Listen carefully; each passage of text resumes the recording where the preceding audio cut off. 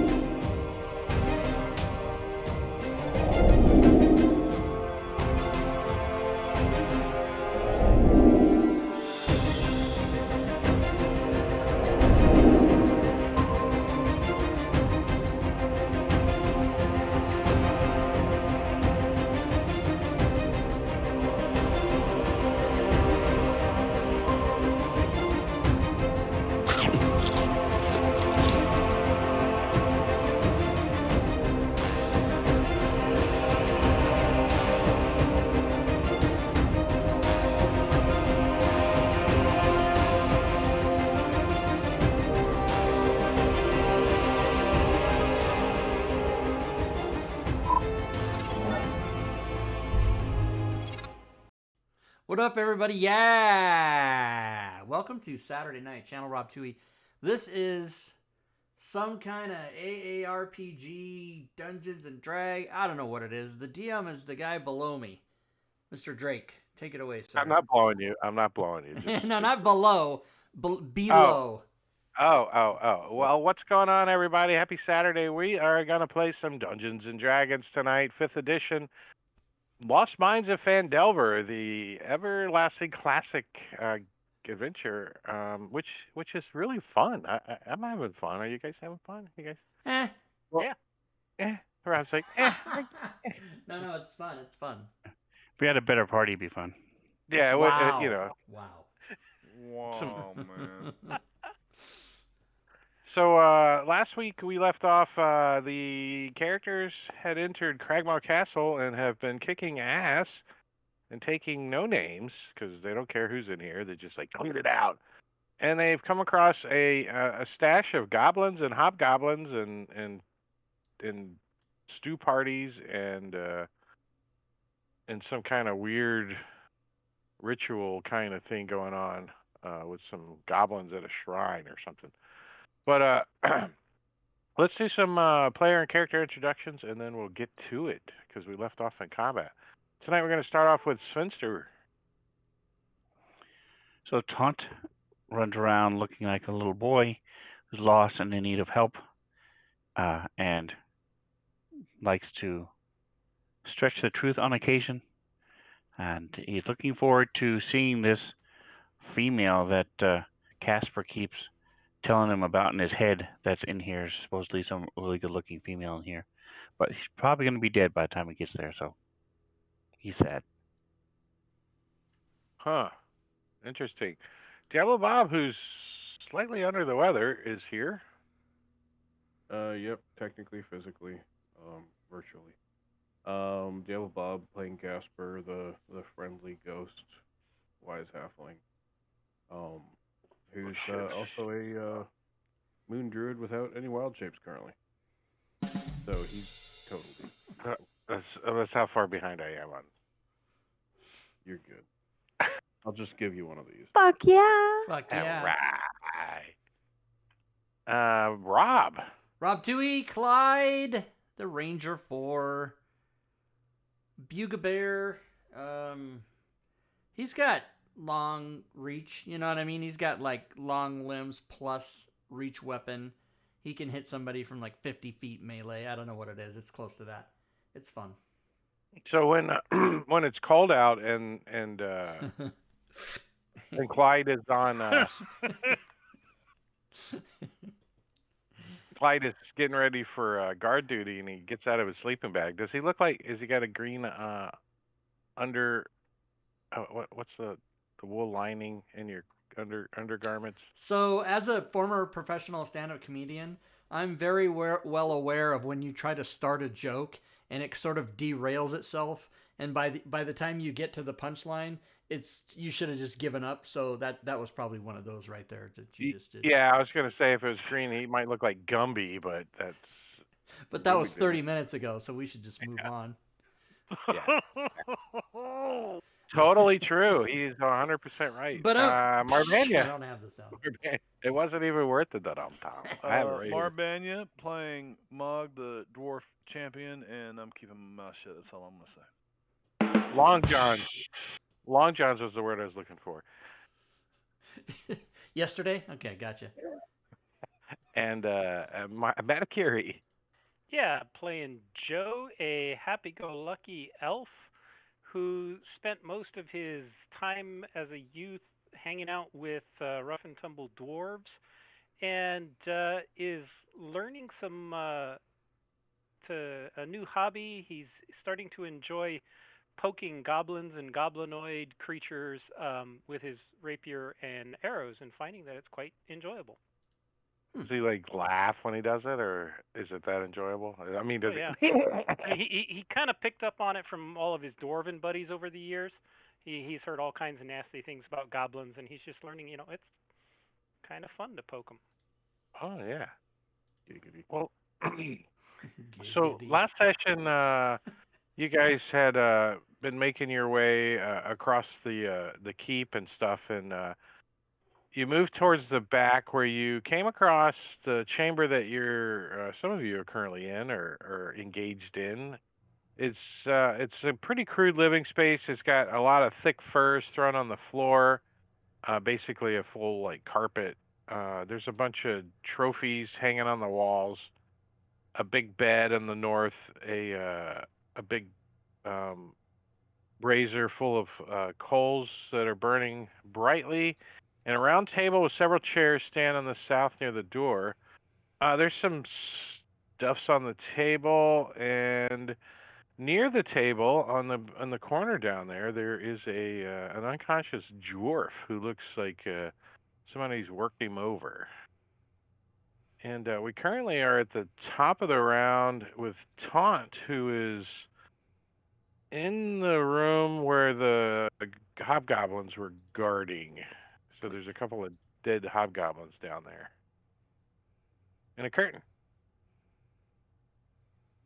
Mm-hmm. The curtains. All right, so I'm going to move in.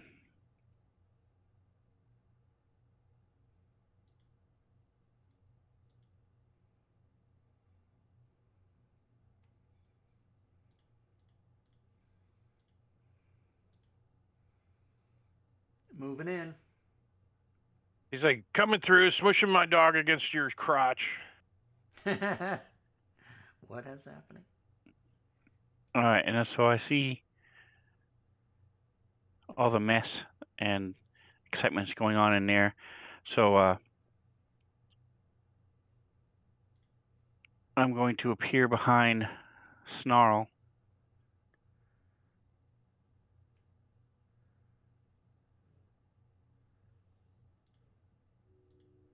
Sweet. Maybe it was not liking me.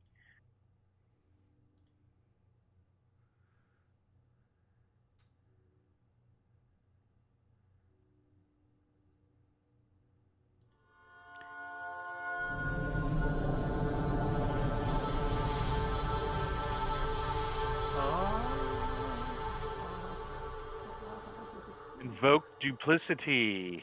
So now there's two little liars running around. And he's going to say, good doggy, sit. Sit, So- Ubu. Point his finger at the wolf. And the wolf doesn't look like he's been well trained with any cookies or anything. Joe. Joe is going to tap Mog on the shoulder and tell him to duck slightly. And he's going to carefully steady aim and take a shot at Virith around the corner there. How much of a minus am I going to get? It's a -5. minus Through 5. through a corner and a dwarf. Yep. Well, I have advantage on that because my steady aim. So I'm going to try it anyway. It's like through the door crack, you like shoot at this, and you hit her. Wow! Wow. Wah, wah. And when she collapses, you can see her form changes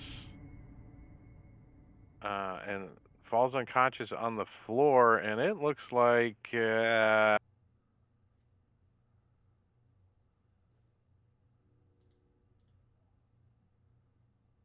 looks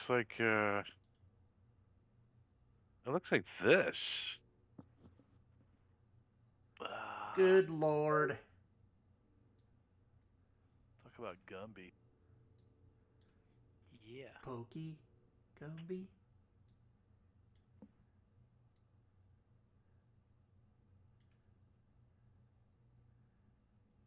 Do we need to roll to see if we're into that? Just in case. No roll necessary, sir. It is rather sexy. Sven's shirt is the best shirt ever. It's a little worn and he's from washing it, so it's a cheap ass. My face is off that shirt. Damn it! I even had a plan. If she got a turn, she was going to get the hell out of here. Damn it! No. King Groll gets to go. He you see him look down at her as she morphs, and he kind of looks a little distracted by what he sees, and he looks at the bugbear just swinging away here, and he picks up this morning star that's just bright light just blasting out of it. Yeah, and I'm going to give him total disadvantage on this attack because of the blinding light and her transforming and take a swing at Clyde with his morning star. Right. At disadvantage and misses. Yes. Clyde ducks out of the way, and Clyde that's is about all he's going to do. Clyde is actually not looking very good. Casper. Well,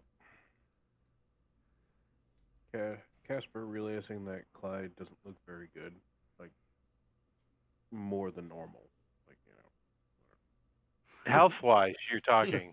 Yeah, Yeah. not appearance-wise, but just yeah. For a bugbear, he looks really good. Really, he's got he braids his he's hair. looking much better, but he's also like dripping stuff, which other than the slobber, like he's dripping. Ooh, stuff more I have than braided slobber. hair. I'm very fascinated by this. So I'm gonna go ahead and step into Mog's space, and then give Clyde a heal. Sweet. Get out of the way, Clyde. I've been healed. Right. And Freaking then I'm Mox. going to step Arrows back shooting into through his squares. Halflings running in and out. Step back into that square right there. Ah, yeah. Vereth is going down with my glaive attack. Wait a minute. She's already down. dead. I just brought her so she didn't have the token hiding her. I guess I should have put. Oh, it she's unconscious? Dead. Yeah, she's dead. Oh, well, it's got a red mark on it, so to me that still shows health. In that case, Yeah, that's what I was trying to explain. Oh. To make her visible, I brought her back and put the token there so she. in that case, let's apply that to King Groll instead. How about that? There you go. And then I shall do the Unless you damage. really think Clyde would be smashing her into No. oblivion on the ground. Max damage. Nice. He kind of this old bugbear looks at you like you're a young sprite, and he takes that hit pretty hard. He takes it. Yeah, he's gonna take it. And then, of course, Jamoki Mon comes by and does his thing. Boyd, he's gonna do the same thing. He's gonna go fly by, Sure. birding, Oh, yeah. slashes his face. Almost, Ouch! almost max damage. And you hear Rudolph, it sounds like someone is out by the woods in the north of the castle. Might be more hobgoblins. He you can hear him out in the open area, shuffling around, looking like he's looking out. Oh yes, there's a warband that's not far away. I'll see if I can slow them down somehow. Use your bark skin to slow him down. Yeah, I have bark skin on. And he goes running out the door. Ouch! Where's my Segway? Nice. All right, we're gonna see if that works. So I got this set as a NPC, and let's see how that works. Droop is like, Master, I don't want to look where you're at. Are you okay? Yeah, everybody's fine. It's just absolutely all fine. You can come right in. Everybody's happy. Kind of been following behind the druid, so he's looking out of this curtain over here. He's like, oh, there are. I can hear him too, Master. I can hear him too. Snarl.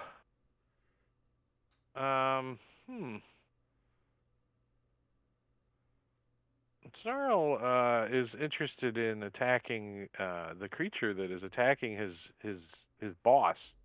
He kind of farts a little in Taunt's face, just because he's back there. But tries to bite at Clyde. Mm-hmm. My armor class is 69. Oh, yeah? Well, Hydrate. He does have automatic pack tactics on him. Yeah, oh, snap! buddy. Hydrate. And grabs a hold of Clyde's leg, and, you should just let him finish. That's the rule. Let him finish. Yeah, because he's going to try to, knock you over. And he does not. He doesn't, because I don't. So he bites a hold. You kick his jaw off of your leg. You're like, ah! I literally had success written all over my face. Did you guys see that? Mog. Mog is going to step into Clyde's space and then to the left. On top of Vareth. Standing right on top of that one there. So about 15 feet to there. Feels a little kind of spongy when you're standing on there. Well, I'm trying to get some height, some altitude here, like a trampoline. And yeah, he is going to, first of all, take the longsword that he has named Gore Vidal. And what the Stab everybody. Just keep do I have targeted? Who the targeted the dead woman? Dead person gets it. I don't know. The only thing I've got targeted is King Groll, and I've just double clicked it, and that's happened. Anyway, the first one was a hit. Looks like. What was that third die? You missed advantage on the so it dead automatically person. dropped the target. I missed who? The dead doppelganger thingy. Okay. Well, but that's why you had advantage, and you still missed. I missed the dead one. Really? Yeah, with advantage. With advantage. That's terrible. But he hits King Groll, and he tears into him with a little bit of that. But more importantly, he is going to use a bonus. You should have sneak attack. No, he's a fighter. Wrong. Oh yeah, der. When you said standing on top, I was thinking pinch. Sorry, go ahead. Yep.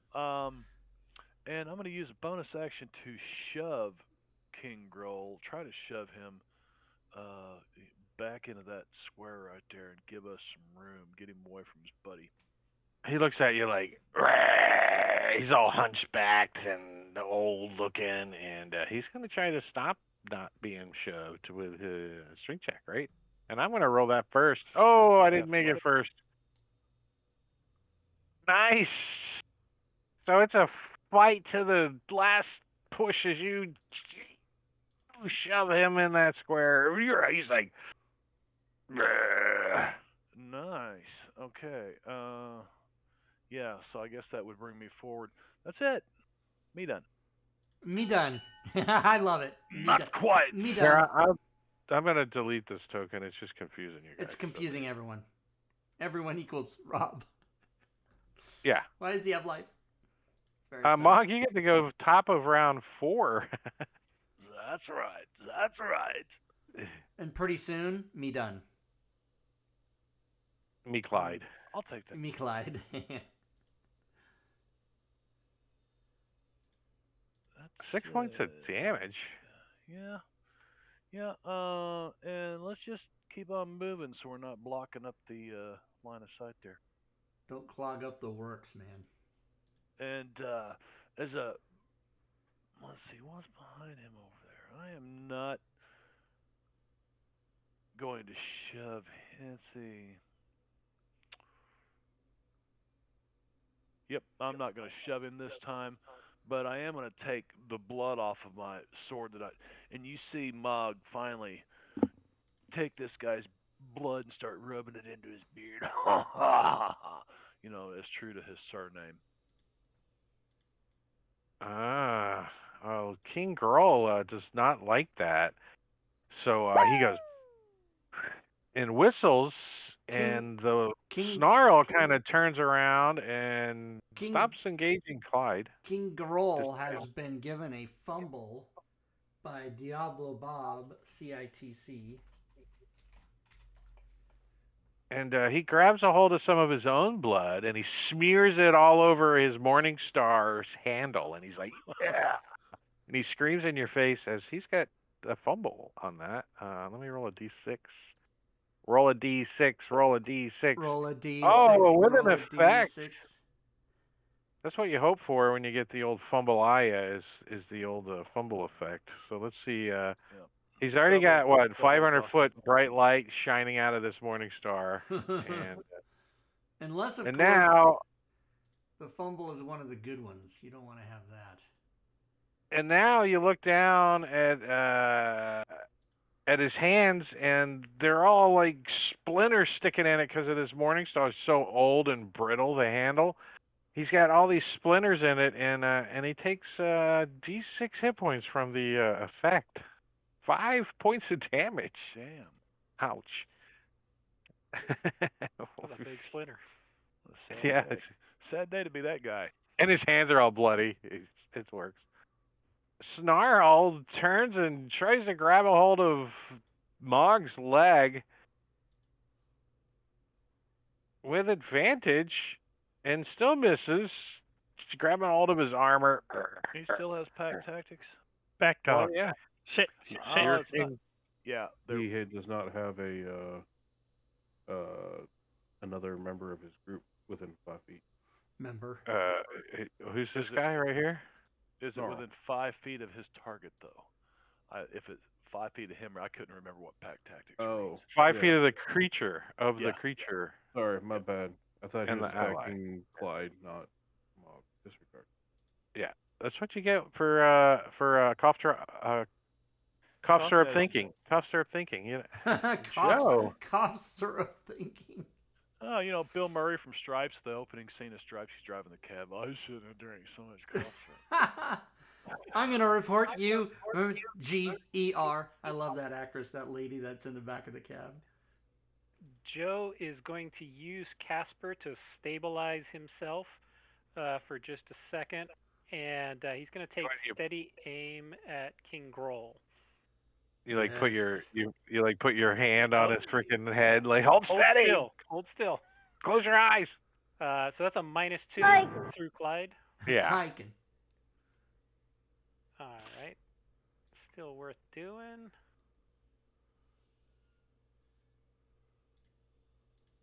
As you this arrow slams into him. He was already being shoved in the corner, and he gets blasted back up against this wall. As the arrow pins him to the wall, and he's like, "Finally, I can die." And I'll just call out, "You're welcome, Mog." That was my kid. And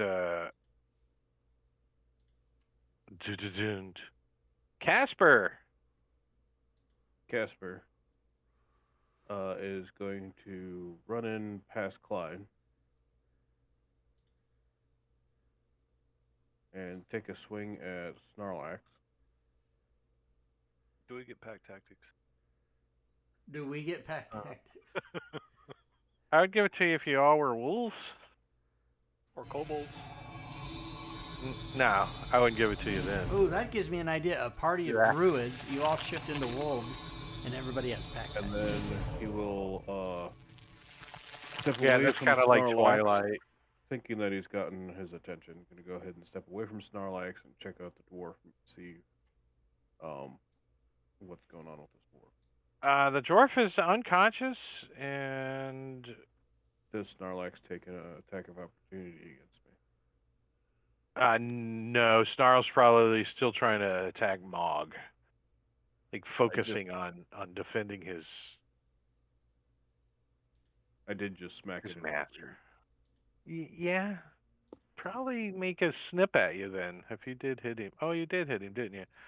Yeah, he'll take a snip at you, which does provoke Sentinel, doesn't it?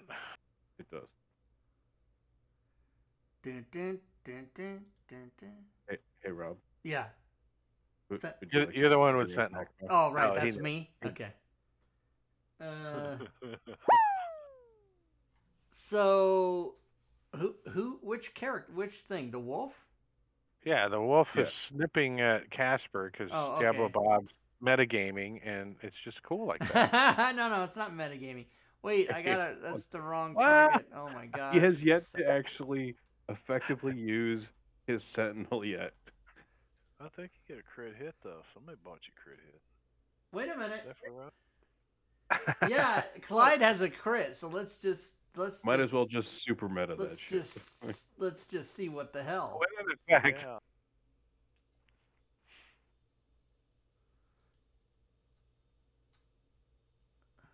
I don't have the table.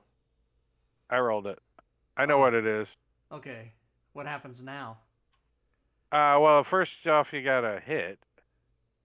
No, I got a crit, dude. I mean, roll damage. Oh, Sorry. okay, but I was waiting to see if there was an effect. Okay, hold on. There is an effect. I mean, Clyde around the campfire was just like, "Hey man, if you It wanna would run be an past even me, better I'll shoot effect if you kill him at the same time. So Okay, hold on. Jesus. I hit shift to do it, and then that anyway, Very you cool. get it. So yeah, Snarl like goes to snip at Casper, and Clyde's like no, and just chops his head off, just decapitates him, Nice. and it actually says that. Your target's head is decapitated. That is sweet. A glaive is slashing. Glaven. Like Well, Flavin. you guys don't get a victory yet because the encounter is not over. Whatever. It's fine. Radolph's like, I'm gonna try to slow them down, and he comes out here and he's gonna cast Entangle out there. Let's see, what's the range of Entangle? 90 feet. I think that kind of will qualify. So he casts a spell out there, and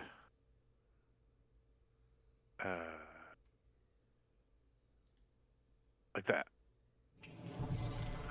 He's like, just by the way, I no longer have bark skin. It requires concentration. Take that off of him. And pass his turn. Wide. It's your turn. All right.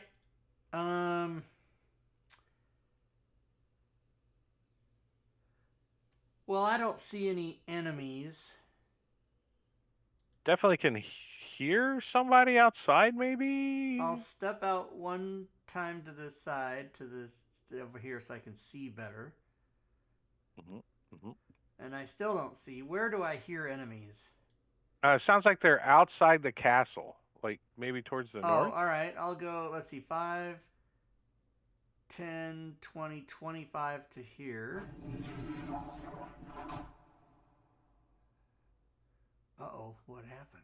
You got stick Oh, on somebody. I didn't move that. I got... Knight to There you go. queen. Oh, okay. Yeah. So 25 to Bishop here. to queen. And I still don't see any enemies. What? Are you on top of? I don't know. Bang, bang. Yeah. No, I'm talking. We got You moved stacked me up. on him. I was one south. Right. I didn't move anybody but There you go. myself. Okay. So I'll finish my movement there. My movement is in fact 30. So this is like a big pile of rubble piled up in front of you, so you Uh-huh. can't really see out so much. Okay, But over to the left is kind of the same level as you, so you could probably see outside. Okay. Then I would have... Okay, then I'll do that. So I still don't see anybody but Redoth. Oh. Yeah, let's see, how far out are they? They're still like a round away. So you can hear people out, maybe 50, 60 feet out there, Okay. but you can't make anybody out. You can probably see some movement. Radolph's pointing. He just finished casting a spell out there. All right. I will ready a bow shot, longbow, if I see an enemy, and then I'll have Jamoke come over here next to me. And that's it. I'm just going to drag him over there because I don't know where he went. I don't know.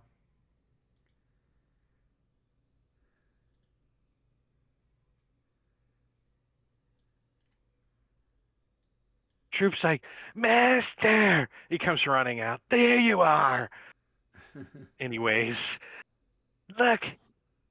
And he points to some loot, and he starts scrounging in the barrels next to you. You can see that he's got like several sacks tied to him, and he's starting to look like, somebody that lives on the street, a bag person. He's got all these bags on him. He might be a slightly bit of a hoarder. Taunt! Dead cats. All right, so I'm going to move back to here.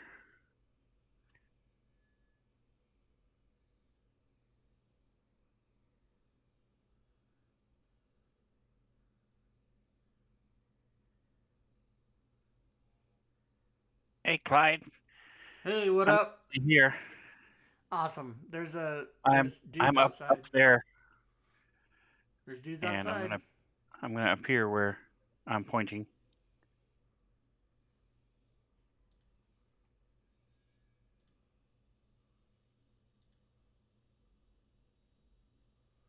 Dun, dun, dun, dun, dun, dun.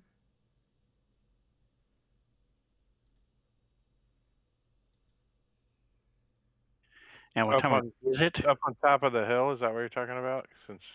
Yeah, I'm right next to Radolph. Yep. It's nighttime. Ain't no friend to be your nighttime. It's dark out. It's storming out. Okay. It's raining. So So I'm going to cast light, and he's gonna touch a rock right there. Cast light on the rubble. Think. So the rubble will be lit, so we can see what's going on as they approach. And he's gonna wave at the guys coming in. Hold on, let me throw a light there. We'll do a light spell. And right there. Did it work? No. Maybe the arrow. Can you move that arrow? There you go.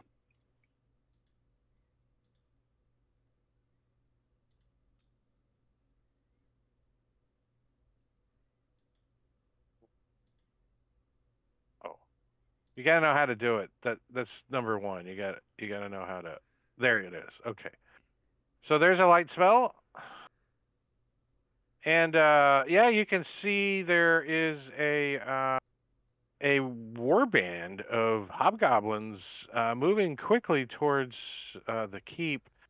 It has, you see in the front, leading the closest towards the keep, which they are less than a round away, 2 more wolves, and moving out of the brush and stuff out there outside the keep, you see 4 more hobgoblins. Uh-oh. Okay.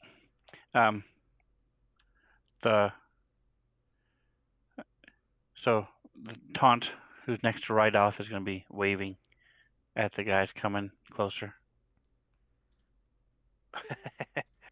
And you can see that that the druid has like an entanglement spell, like right where they come out of the woods, kind of trying to slow them down. Joe Joe is going to move up over there, and I want to try and bonus action hide behind the rubble.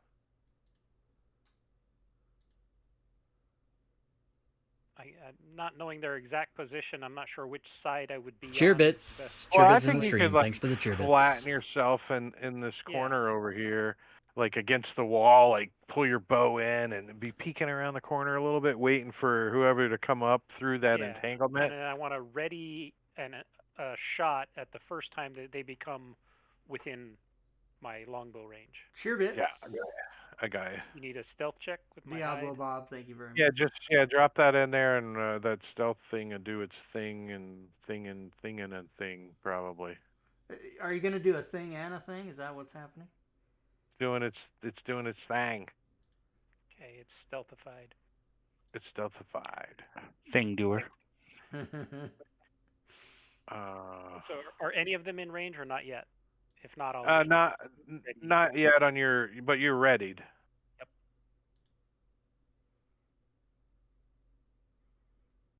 One second. Oops. Stealthified. Casper is going to pull out a potion of healing, the only one that he has, and administer it to this unconscious dwarf. Oh.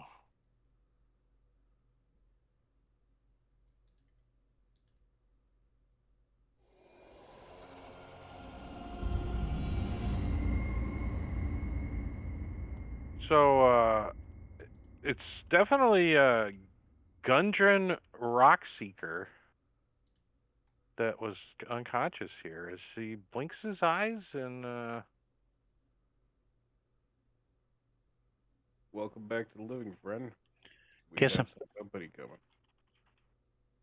Hey, Mog, you want to help me get him to his feet? Yeah. Yeah. I'm going to go check on things outside.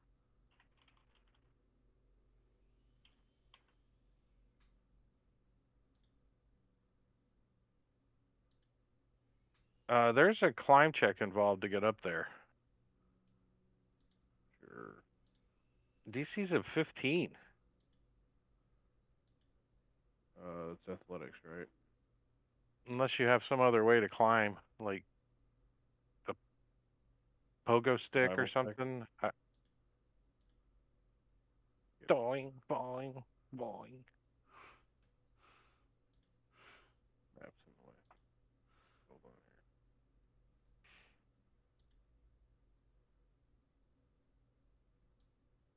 on Probably You stop like, right. yeah, you start to climb, and the rubble just kind of falls under your feet, and you slide back down. You actually think with a couple of rounds that you could get this whole pile of rubble to collapse in on yourself if you keep trying. Okay, it's a plan.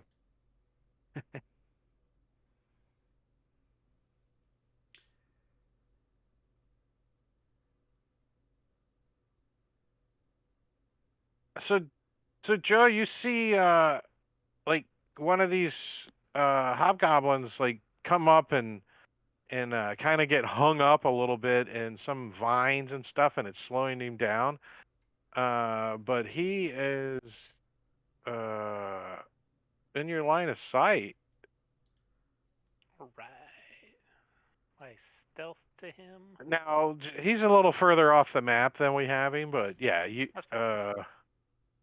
he does not perceive you with your. He rolled a 10. His passive perception is a 10, and you currently are locked down on a 23 stealth. So. Can Clyde see him? Okay. Probably. I think is it Was Clyde Med- ready Med- too? Yeah, Clyde had a bow shot ready. Yeah, I think Clyde would get his reaction first, Joe. Yeah. So. And he's within 150 feet, right? He's not that far away. Yeah, right? but I'm gonna give you just a -2 because your angle's a little off on him. All right, that sounds good. And right off is only 15 feet ahead of you. It was the -2, y'all. Right off takes an arrow to the back. So this arrow comes flying by Rudolph, right? And it snatches a pouch that's like hanging out of the top of his backpack, and the arrow goes flying, and something in the pouch splashes onto the hobgoblin. What? And he becomes incorporeal for 1d4 rounds. Oh my God! So Jesus Christ! That's not. It's no good. Wah wah wah. Isn't there an incorporeal? There's no incorporeal effect? Incorporeal? Yeah, there should be. Ain't there? Huh. There's not, huh? What the fuck?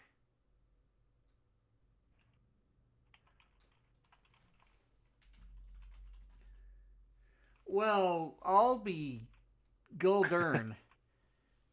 But Clyde, you do get to Oh wait, so sorry, Joe. Your reaction first. Well, God can I fucking damn even it! see him at this point?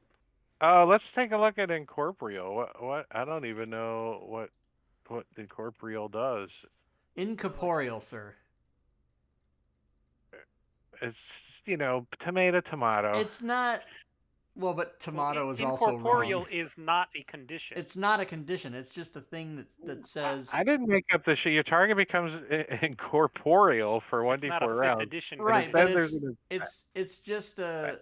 It just means they're. It just means they're damage. kind of invisible, sort of. They're ghostly like. Yeah, I mean- incorporeal. You have no physical substance. You're ghost-like.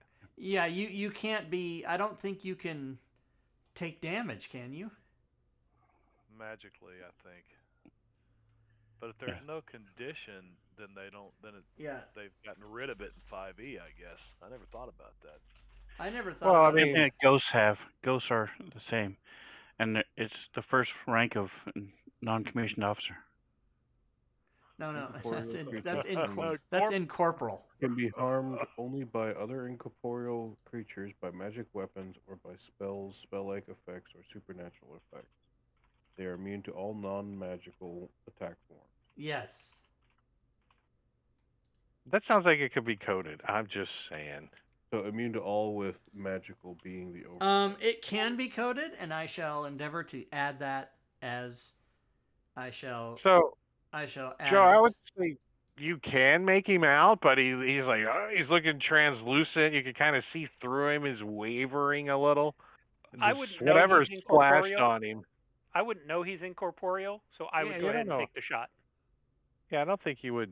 No, but I mean- you can see incorporeal because they become ghost-like, right? They They sort of phase out. Yeah, but at the distance he's at, I wouldn't know Oh, that. I was okay. waiting for the first enemy to get within range, and Gotcha. so I'm gonna take the shot at him. Gotcha.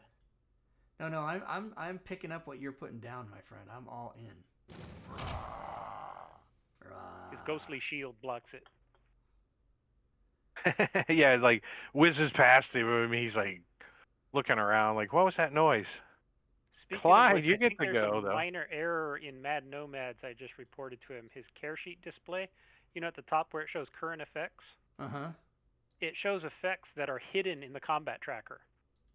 Like the stealth one is supposed to be set to hidden, so I can't see my own stealth roll, but it shows in the current effects on my character sheet. Well. So I reported it to him. All right. So I think that I will not. Now, do I know if he's incorporeal? You know, like, what's up with this guy?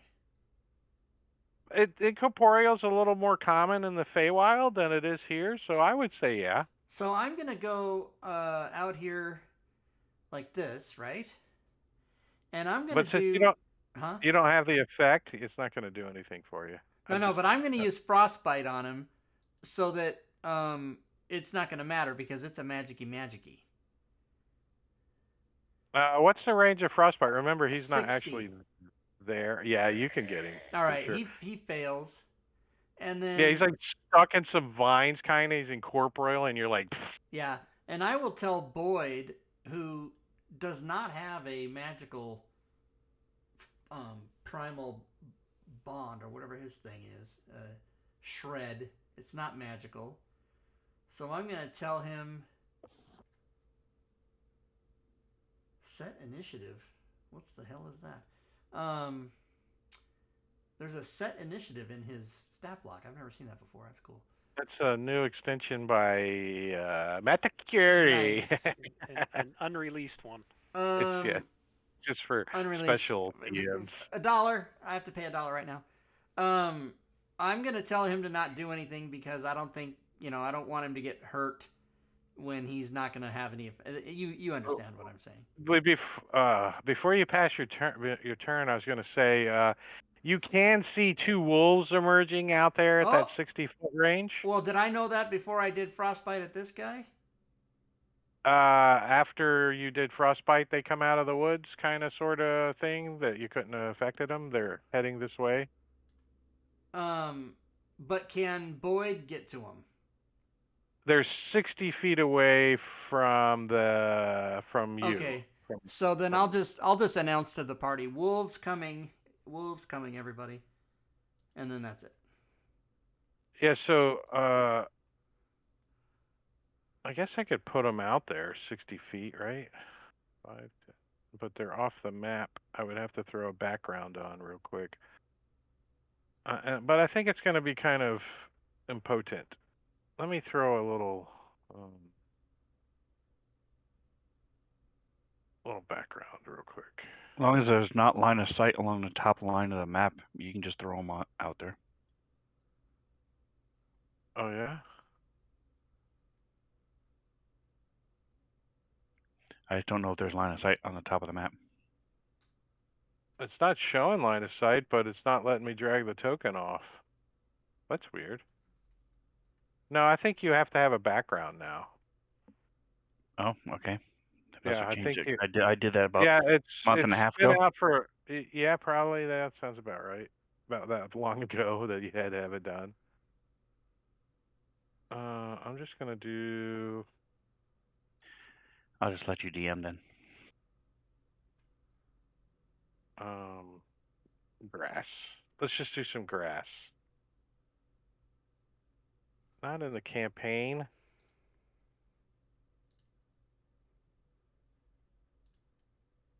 All right, I'm just going to throw this up there.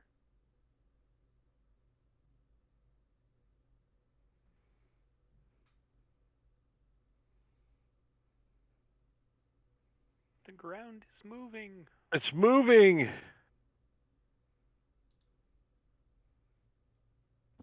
All right, so do you want me to throw down an entangle token for the druid? No, because that's it. Only the one hobgoblin's going to be affected by it. Can you see the hobgoblin out there? Yeah. All right, good. All right, so cresting out of the wood line out there too, you see two wolves, and let me turn that on. Wolf, and if anybody probably can see this guy too, kind of coming from the side a little bit, yelling and barking orders out. And I'm just going to throw these guys over there too. With the other two hobgoblins kind of at his side. Just turn them all on. And he like steps out of the woods. He's like, alright. He points up at the castle, and the wolves take off running towards the keep. So this wolf has a movement of 40. So he is going to kind of bypass the entangled area and head straight up, like to the bottom of this berm, kind of stalking up, you know.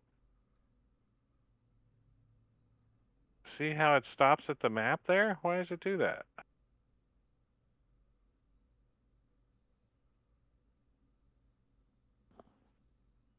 There's a light? There's no line of sight there. That's strange. Everybody can see him though, right? Yeah, good. All right, Mog. You can hear this commotion coming through that port murder hole, that arrow slit. Right back here. Yeah. Now it's up. There's like a little ladder that leads up to a platform, and then you have the place to sit with your bow. You know what I mean? Oh, okay.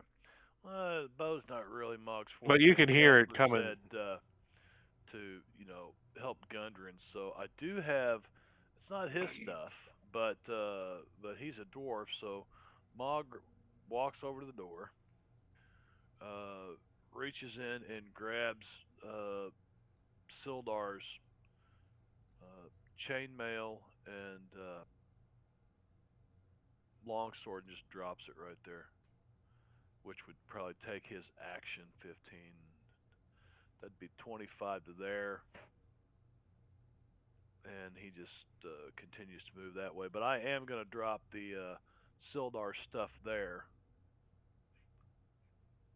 So if he wants to put the chainmail on and pick up the sword, he can. I don't know what kind of shape he's in. He doesn't look like he's got any open wounds or anything, but it looks like somebody's kicked the 11 crap and exhaustion out of him. He has been healed. Suck it up, dwarf. Suck it up. All right, so this wolf is also kind of skirting the entangled area and comes starting up this way, and then holding shift to get onto this map to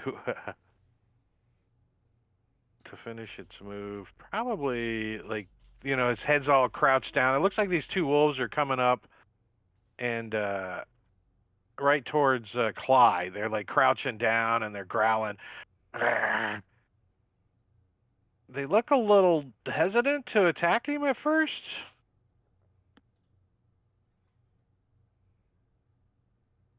I'm going to take King Groll out of the combat tracker. Al Pacino? Is Al Pacino around? I left him outside. Right. So he would have been flying around. He's probably around, just flying around the castle is what I left him doing. I think flying around out there. I think he's going to show up maybe over here somewhere. Like, Okay, Up perfect. on the corner of the castle. That's where he lands this round. If you want to use him at all, taunt.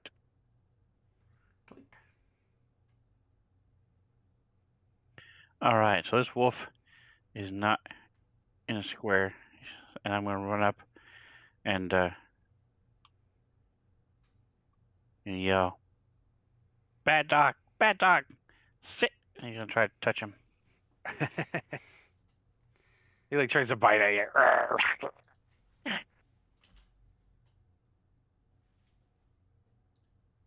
It didn't use his action though, so. Oh, you like Nice. pat him on the little head. Doink, doink, doink, doink, doink, doink. And where he touches him, all the hair falls out, and it starts. It sort of quivers and jerks. Eyes roll back in its head, and it collapses. It like shrivels up. It falls over, kind of steaming in the mist down here. Good talk. Stay. Freaking Clyde's probably like, holy shit! What And Droop's like, the... unfortunately, Master, I've seen that, and he falls unconscious. Of course. Let me turn that effect on for him. Droop. Can I store that extra 11 points of necrotic damage and use it to touch Spell somebody else? ring, store ring, spell ring. I will let you store it in a bag of wolf taint. You know, you gotta prepare it though. There's like a little sack. Wolf taint. So are you going to move your other token too, or just the one? I am blocking the door, aren't I? So it's a bonus action to move. So for me to move is free. I'm going to start slowly just move up to there. Yeah, a little scramble to get up there, but yeah. So this guy is going to take off running towards you guys. Oops. I still do control for some classic reason. 40, 40, so he can't get all the way up, but he comes running up, drawing out his longsword. Roar! He says, for King Clark, or whatever the king's name was. Probably in common. Ritos like, I don't think my entanglement spell is working very well. I think I will use Thunder Wave on these guys. After you're done with that, go help Droop. Droop needs my help. After your Thunder Wave, you can back off and help Droop. So what, a 15-foot cube, so I can get, what, these two guys down here? Like that? Yeah. Well, it depends on where the wolf is. Why? Because it's not in a square. Actually, no, I don't think you would be able to get him if you want to leave he rules would as written. 15-foot cone? From him? Well, he can move forward, like here. If I have to. I don't want to be in... Yeah, he could. From his original location. Oh, Thunderwave is a cube, isn't it? Yeah. It's a Yeah, cube like that. anyway. Yeah, so he's good. Yeah, so he's going to like peek around this big blob of rock and stuff and Thunderwave on those guys out there. They got to make a saving throw, Constitution saving throw. One critically made it, the wolf, and the other one fails. So thunder smack. Thundercat. Oh, kills the hobgoblin that comes running up. And then he's going to use his action or his movement to back up over here. Oh, Droop, you don't look too comfortable there. Droop's like unconscious in a barrel upside down. All right. Conditions and effects has been updated with Incorporeal. See how which it is, works around by here. the way, just resist all. And it's actually listed in the 5e effects wiki for Fantasy Grounds. It's actually in there. It just never got added to anything. Wait, is it just an effect in Fantasy Grounds? Did we even look? I didn't look. No, it is not. It's in the wiki. It's in the wiki to make an effect. You know, the thing that tells you how to make effects. But it is not a standard effect because the only people that have incorporeal in 5e are monsters. So my chart tells you, and now I have to put the word effect in the. Yes, I have much work to do, everybody. It is on there. Oh, is it? Okay. I'm pretty positive. So I just. Well, you can scroll up and look. I think I dropped it back. It is, in. yeah. I just never added it to. I assumed that it was a Fantasy Grounds standard effect, which is why I didn't make one. But now I made one and I updated DM's Guild. So next time you download it, everybody will have it. So this hobgoblin has a bow out, and he comes running up here, and he's going to shoot his longbow as he's running at Clyde. Mm-hmm. But he's gonna miss, though, right? We hope. Longbow, twang. It does. Nice. Fuck yeah. Fuck yeah. Gundren's like, oh, it's going to take me how long to put on this medium armor? Oh, geez. And he just picks up this greatsword, like, shh. Is it a greatsword? It's a long sword. They're both in the Oh. price sheet. And he's like, I've never used one of these before. He picks it up. Wasn't it his? They're Sildar's. Sildar's the guy that he hires to protect him because he's just a commoner. He doesn't have any skills. He's unarmed. I mean, now he's got a longsword, but yeah. And he's just gonna kind of move so he can see what's going on outside. He's like, is that what is that? And he points to the doppelganger on the floor that is like, grr, dead. Clyde. Shame First Tom's up, not in here. Clyde gets a 23. Yeah. All right. Clyde is gonna maybe. Let's see. I've got 2 slots left. Clyde is going to exercise his right to cast Searing Smite as a bonus action. Gonna exercise his right. And so I will. Ooh. And What up?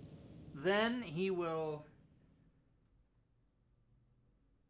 shoot the goblin with his bow. Uh-oh, wait. Is Searing Smite only melee weapons? Is this some kind of bullshit? Sounds kind of like that. Caring is sharing.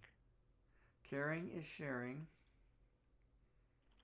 Yes. With a melee attack, Okay, yeah. it is. All right. So then I'm going to move up to him. Well, you don't necessarily need to move up. You have a 15-foot reach currently. since it is Yeah, your duh. turn. Okay, so here's what I'm going to do. I'm going to play my character, okay? So I'm Bark. going to use this. I'm going to go. And you know what? I'm going to use my advantage here. I'm going to use my inspiration, which was set for me at the beginning of the game automatically. Thank you. Yeah, that it totally can be. It totally. God can. damn it! I still hit. You still I have it. rolled a 2. No, it didn't. Blocked No, armor. Oh, by blocked the armor. Oh, I just saw the green dice. Oh, mother of fuck.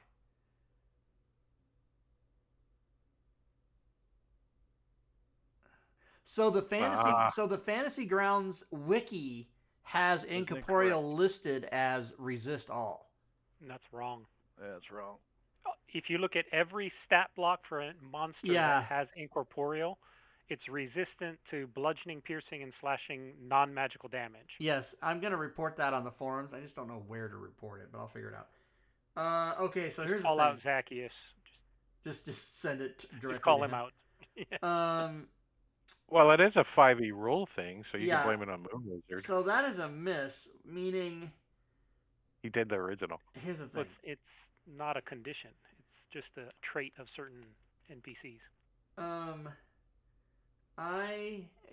I can't do like fucking get another turn or anything. Someone's been hasted in the chat, but it wasn't me. All right, so the bird's gonna just fly in then. Fuck it. Spell doesn't go away though; it still lasts until you hit for a minute. The bird is going to fly by and do the wolf. Like a rabbit, like just go in and boom, then fly off. And to death, right? God damn it! The wolf Everybody does not. sucks. The wolf does not want to be phoenixed. All right, well, somebody kill some shit because I didn't do anything. Aren't you the one that has the killer swings and shit? Yeah, but I rolled 2 2s on my fucking attack. What are you gonna do? 2 2s. 2 2s. Does- Al Pacino should have skip turn on him, shouldn't he? No, he's gonna start acting. He gets his own initiative? Yeah. Oh, okay, cool. He's probably going to get stuck on the map. No? Nope. And he's... Oh, no, he got moved twice. Yeah. Put him there? Yep. Right around there. That's good.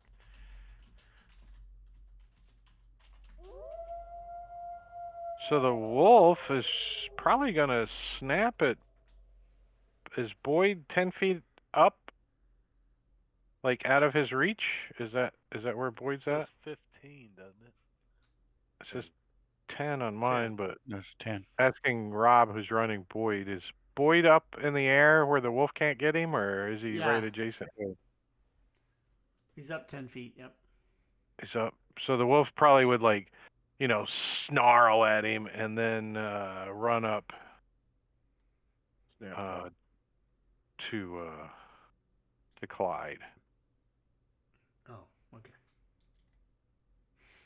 And I was offering up another possibility. And he is going to ready.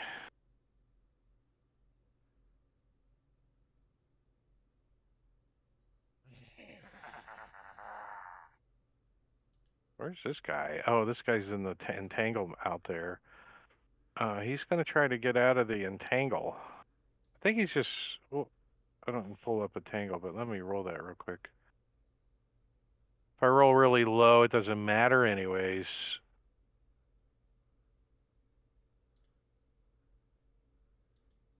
Yeah, so he breaks out. I'm going to say that's his action, and then just kind of starts moving towards you guys, pulling out his longbow. Radolf's like, I think Drupal will be fine. He just seems to like to fall asleep at the most peculiar times. Go check on Gundren then. Gundren? And door. Mog points behind him, and he kind of heads that way. Let me help you with that chainmail there, Sir Dwarf. So he can now hastily don it with help. 5 minutes instead of 10 minutes? Yeah, whatever it is. It's going to be a while. Torgar Bloodsword. He is going to also pull out his longbow and move up 30. Taking a shot at this bugbear who seems to be impersonating King Grohl or something. They don't know what's going on. But they don't like it. Twang! Dodging out of the way as the arrow flies by Clyde. Joe, there's like arrows come flying in. There's wolves out there. You're not quite sure you want to run out there. All right. You got a little cover in here. Joe is going to take some steady aim, lean against the wall a little bit, make sure he's nice and stable as he takes a shot at And, Mr. Wolf and 15. Joe has been hasted by Diablo Bob CITC. Ah, You, nice. you see this wolf like kind of pacing back and forth like he's ready to dart towards Clyde as soon as somebody gets close enough for them to be slightly distracted. And you shoot the wolf in the side of the head. Whap! He like stumbles backwards and falls over dead. One of his legs just kind of twitching. And for my second full turn, I am going to continue to steady myself as my bonus action. And I'm going to take a shot at Mr. Bloodsword.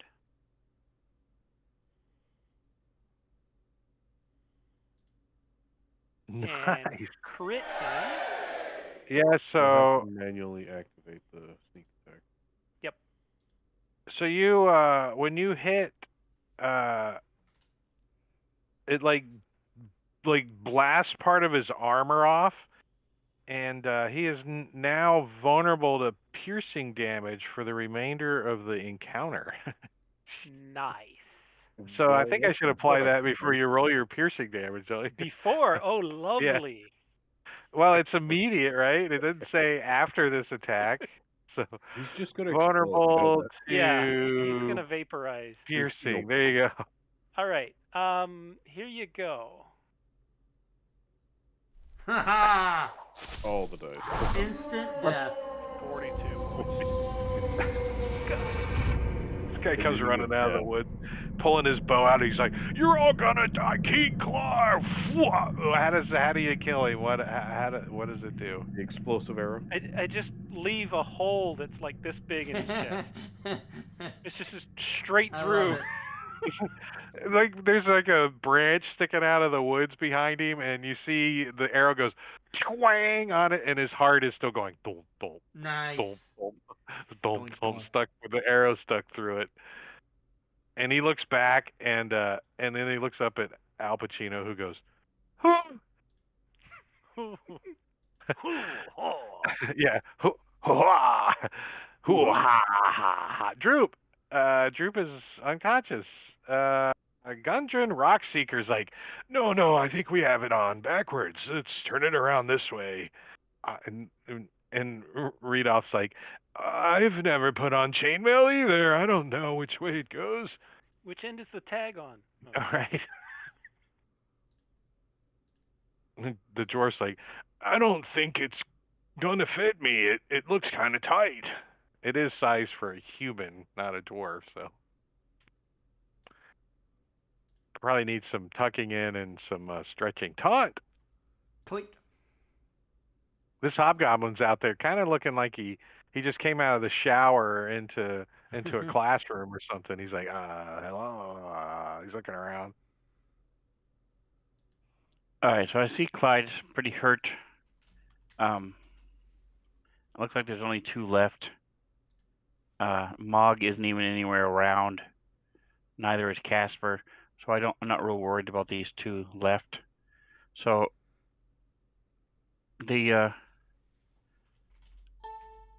I'm going to slide. I'm in front of Clyde, so I'm going to walk over and just sort of tap him lightly on the hip. So this little halfling image Clyde's pretty sure it's an image, right? He knows it's an image now, right? Been around it enough. I've never explained it. Nobody's ever asked, but he's seen it enough. Yeah. I presume so. So he sees Just thought it was just your twin. drain the fluids and the living juices out of this wolf, and turns around with the same hand and tries to touch Clyde. Do you allow him to touch you, Clyde? I do. Okay. Just to be Where? clear.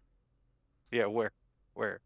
Do you like put out a body part or? Bam. There you go. So that 11 extra points of necrotic turned into Exactly. It turned into healing. It's like, And like then he abs it into you. You're like, can't allow it back. and then I'm going to run over and stand in front, next to the hobgoblin, with my hand out, asking for some money. And the hobgoblin's like, are you asking in Goblin? Well, my image doesn't speak, so it's just putting its hand Yeah, out. but you put your hand out, right? Like, yeah. Yep. Alms for the poor. I think he's gonna like shoot you. So he takes his action to determine that you're not real, and I think he's gonna back up a little. I'm going to give him the finger, the He halfway backs up and ancestral gesture.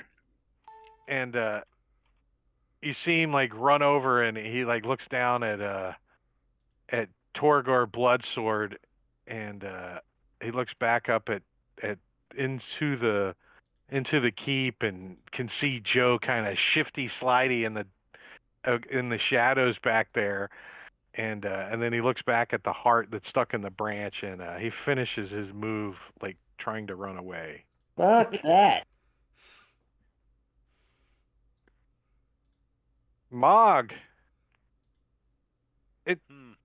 you kind of drawn into these two trying to put on this chainmail, in the back of your head. I think Mog might turn around and tell the two of them to go sit in the corner until this is done. Well, the two of you go sit down over there. Let's see, 5, 10, 15, 20, 25 to there. He takes his long sword and smears it around in the blood on this wolf, steps over him, bonus action, rubs it all on his beard, and slams his sword on his shield a few times. He goes, "Ah!" and just stands there. Casper, go ahead and go into the room and explain to Kundran. No, that's a cod piece, not a chin strap. No, Rudolph's like, I told you it smelled kind of taintly. Well, Mog should have explained it to you. I mean, he was the one. Disregard. Anyway, yeah. So, are you feeling okay? Are you good to travel? Because we gotta leave pretty soon. And Gundren's like, well, as soon as I get all this heavy weight on me and my exhaustion wears off, I think I should be able to move. Because he's holding all this heavy chainmail on his. All right. Well, we should probably at least move to where the party is, and that way we can get everybody to hunker down at least a safe spot. Ding, ding. Top of round 7, Joe. Yeah, so you're back in the shadows kind of a little bit, and you can see this guy take off running after you ripped his boss's heart out with your arrow. Yeah, Joe is going to take a careful, steady aim, kind of lead him just a little bit. And he sees Al Pacino is kind of pointing, flying right over the guy's head. The scene in, what was it? Full Metal Jacket. You got to lead him a little. Exactly. It's not enough, though. Miss. Bounces off his shield that's on his back, ping! Wait, he doesn't have his shield strapped to him. Oh, he's still, it does bounce off his shield off his back. Boing! Oh, well. Taunt. Tweet. So I was going to run around, move 30 feet.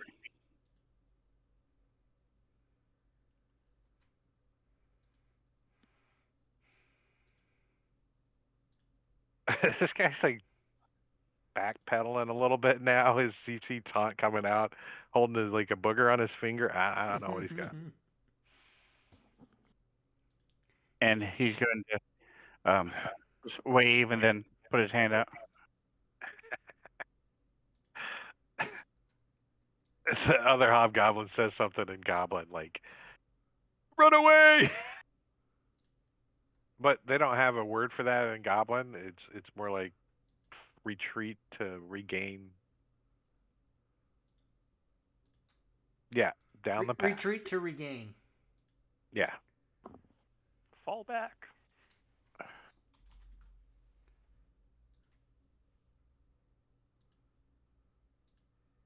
We didn't hear you, Bob. So I'm just janky movement, Alright, or are you done? moving, yeah, he's moving out there and throwing down spike growth. He knows he's getting a freaking long rest coming out, so he's like, I can burn my spell. Well, you can't get both of them? I could, but I'm only gonna do the one that's running away. Oh, so like get him good so he can't keep running like that, Yeah. maybe. Yeah. Enjoy that, motherfucker. Enjoy that, motherfucker. Yeah, see, yeah. I think he's at least gonna realize that he can't move by taking a 5-foot step, right? He can, indeed.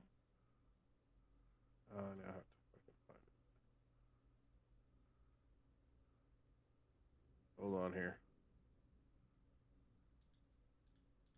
There it is.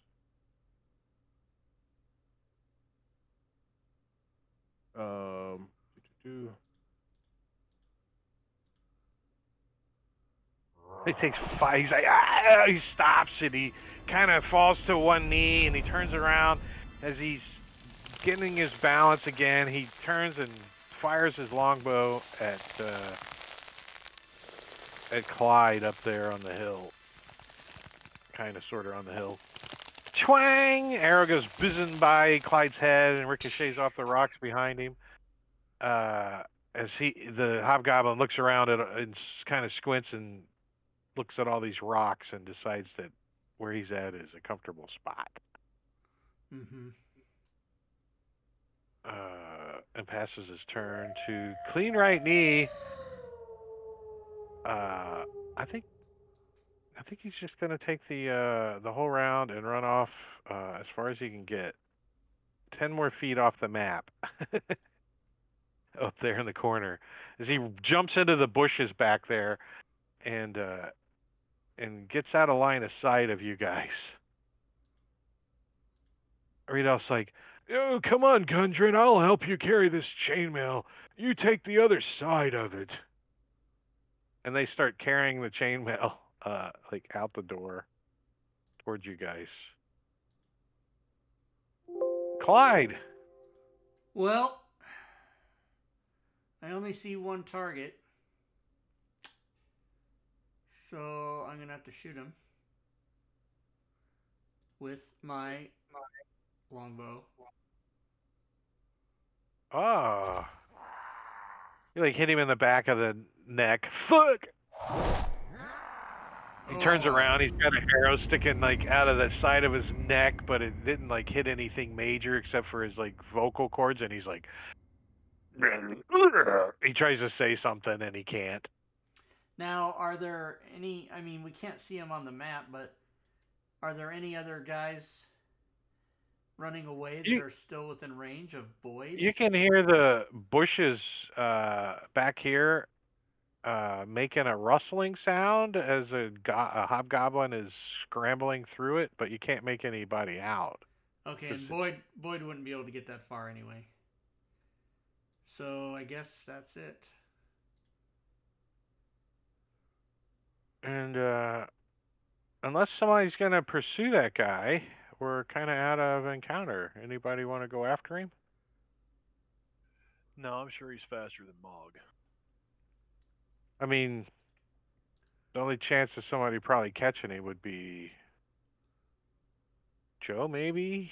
Clyde Chasing can still in hit the him woods by himself. on his turn from here, right? Joe could hit No, I him could if he could see get him. close enough to see him.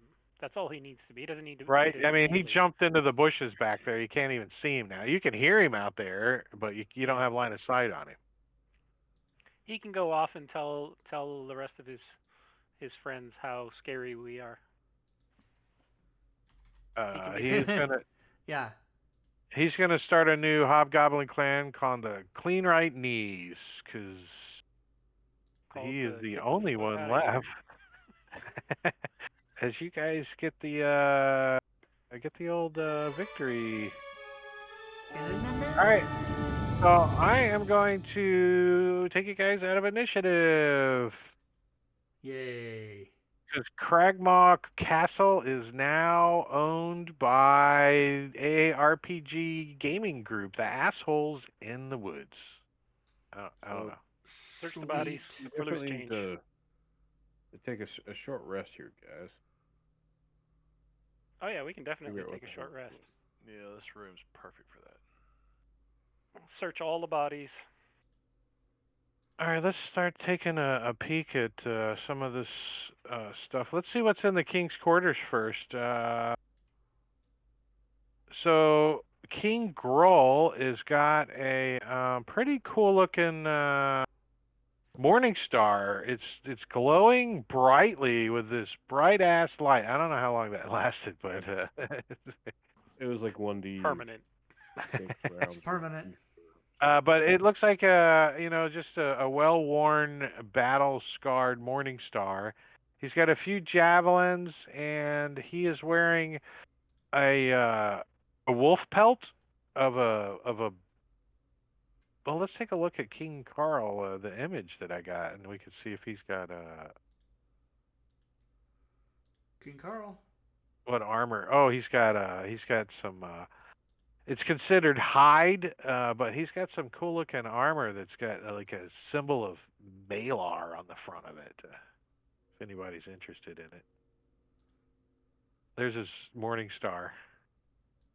What about his girlfriend? His girlfriend? The doppelganger. Oh, let's see what happens to those guys when they turn into their normal self. Does their gear go away? What happens with it? I think their gear just falls to the ground. So yeah, she would have had where is she? She would have had short sword and that's it. All she's got is a short sword, and she's wearing no armor.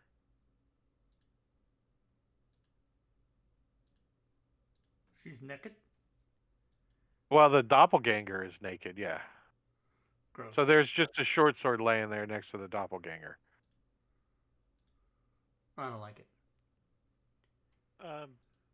Let's ask Gundren, see what he looks like he was beat up. Were they asking him questions, and what were they trying to find out, if so? He's like, he kind of pulls out some papers that he had kind of ruffled up in his possession when he woke up from the table. He says, they were asking me questions about this map. And he spreads the map out on the table back in here for you guys to take a look at if you want to. As you guys gather around the table in here, we're going to take a little break, a little 10-minute break. Break time. Break time. Droop's like, Master, I'm feeling much better now. Yeah. Give it 2 seconds before you pass out again. All right, Droop. 10 minutes. Okay, 10 minutes.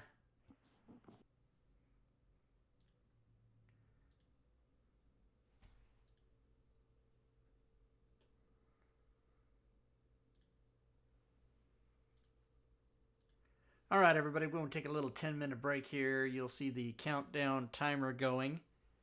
And, of course, as I do on break, I shall open up Photoshop and change the slide for the Saturday game. And, of course, today being February 26th, you add 7. That's how you figure out what the date is the next week, right? You add 7. So February 35th. But that's not that's not really how that works. It's March 5th is what it is.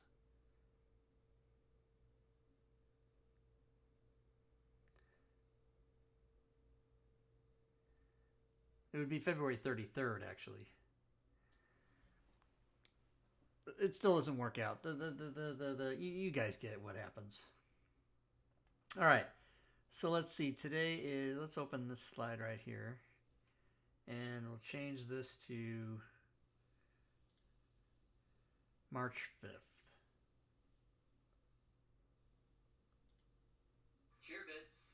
Cheerbits! March 5th, episode 14.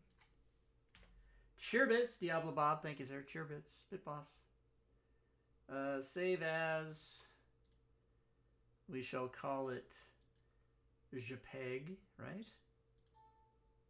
Like that. And then here, I'm going to charge my earpieces during the break.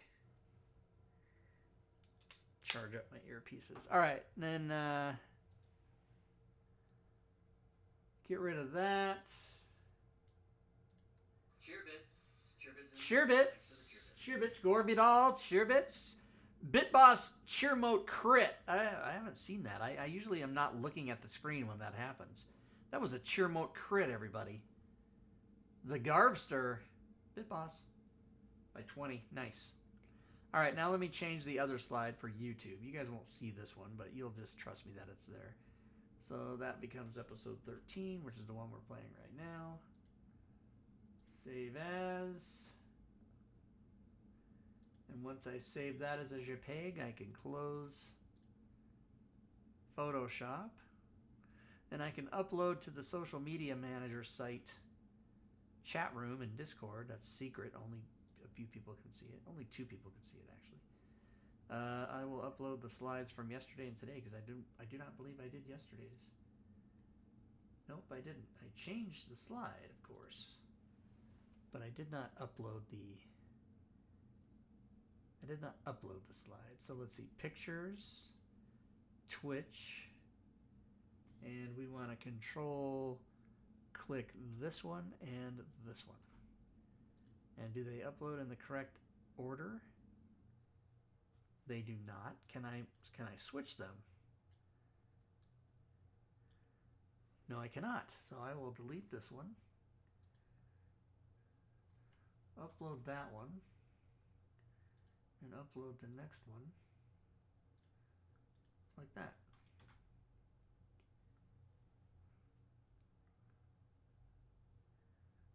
Like that. All right, that's done. Let's see. I've got enough drink here for the rest of the show. I've got 1, 2, 3, 4, 5, 6, 7 Ritz crackers. That should be enough of a snack. So I might not have to get up out of this chair. Hydrate! Oh, Maticuri redeemed a hydrate. I better do that right now.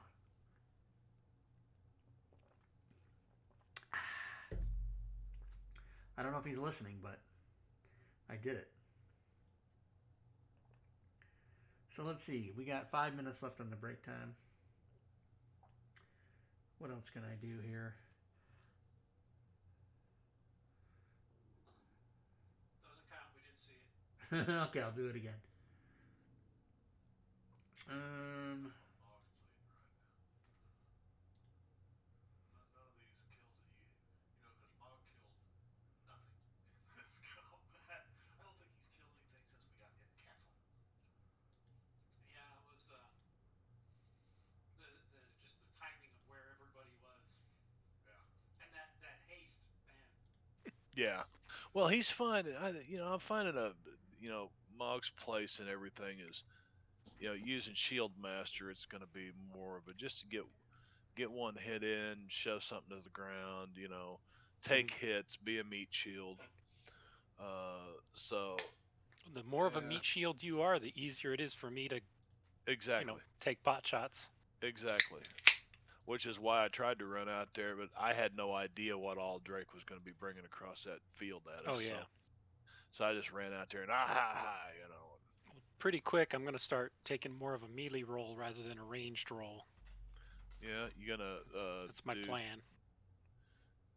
Now, you're a rogue or a ranger? Rogue. You're a rogue. Yeah, okay.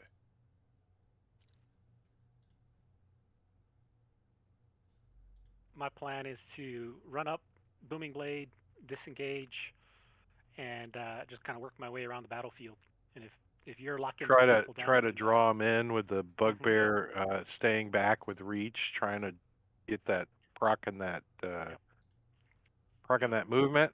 Well, That's a one pretty good tactic. next in this level, I party. get the additional D8 even if they don't move. I get the D8 on the hit, in addition to if they move. Yeah, that's kind of nice. That's a Gloomstalker. Yeah. So Rob's got Sentinel now. Will he take Polearm Master? Will I? Yeah. Oh, there you are. Hi. He- Hi. He is a professional at polls. I'm just saying. Yeah. That's what I heard. don't Yes, really yes, I know handle all about Hitler's invasion. I know everything. that.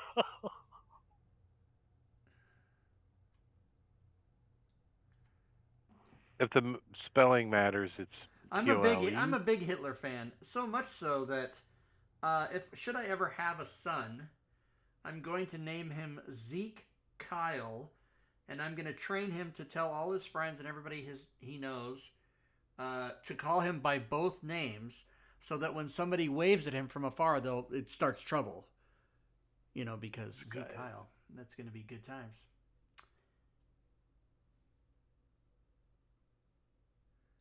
Diablo Bob cheered 19 bits. Thank you. Can you hear Rob at normal volume? He seems really soft to me. Well, I've got a problem. No. Do I seem? Is it better now, or is it still? Am I still soft? You were a little low. I noticed that on the Audio stream was a little too. low. So, so when I go on break, I turn my ear pods off, and that switches everything around. But it's all back to where it should be now. So let me see here. It should be. No, I'm saying in general, overall, I think your volume has been low. Oh, really? Even in past streams, yeah. Yeah. Oh, well, I turned it up now. So I turned it up. So it's up. There you go. Now it's good balance now. So thank you, Dr. DDT, for bringing that. Also, if I turn my head away from the mic, that doesn't help. So I got to talk into the mic. Because the mic is here. And as you know, any big black object coming toward my mouth is something that I'm very happy about. Dr. DDT. Yeah, he's got pesticides. Yeah, I'm just thinking Joni Mitchell songs. Big Yellow Taxi. Big Yellow Taxi.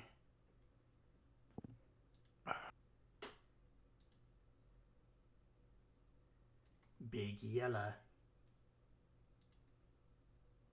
I obviously don't know the song. Oh, is it time to go back to the show? No, we got a minute. Okay, we got a minute. Pay Paradise, put up a parking lot, whatever. That's called Big Yellow Taxi.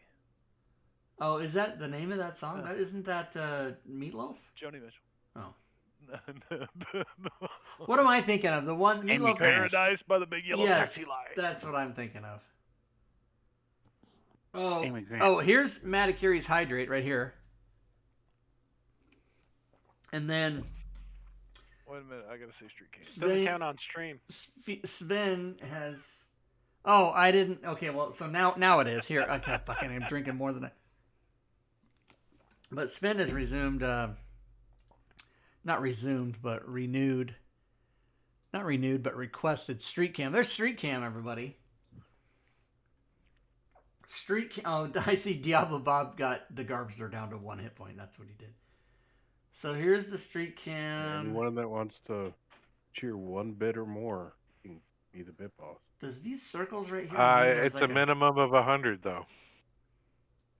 No, it's a minimum of 100 will trigger the sound, but you can still cheer 1 bit. You can cheer 1 bit. Oh yeah, that's right. And you have like a health like. Do these circles right here mean that there is moisture on my camera? Is that what that means? Did you say moist on stream? I did say no. I said moisture. There's a big difference between saying moisture and saying the word moist. Cheer bits on the stream. And it really depends on how you say it too. Like cheer bits. Moist. Marbania cheered, he cheered 100 anyway. All right, let's go back to cameras. How do you do that? How do you get these cameras back up here? You push that one. Like that? Right? No. Yeah, that one. Yeah. No. Like that. Like that. Or it's like that. Okay. Where's the sign? All right, now let's go back to this one right here, like that. Oh, there's a picture of that dude. Looks like the sign is knocked over. Yeah. The sign is not knocked over. The sign is just in the dark. You can't. It blends into the back. You can't see it. It is not knocked over though. You made it stealth roll. It totally has a 20 on stealth. Nobody sees it. Sure bits.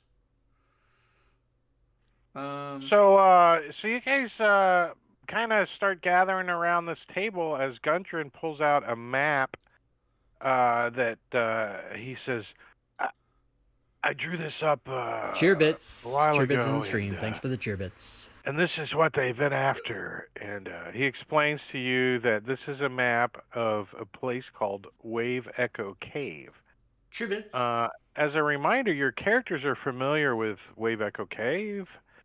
It is the Phandelver Pact that was made a long time ago, several centuries ago, to create weapons in this mine that were magical after they were created to some degree. Now, of course, you guys probably don't know all of the details, but it was a dwarf thing, and cheer bits in the Guntrin stream. says Thanks for the cheer bits. that him and his brothers have located this lost Wave Echo Cave, and this is the map to that location. So I'm gonna put it on the map for you guys to see. Let me bring up the area Sword Coast map. This one right here. Sure bits. And Wave Echo Cave is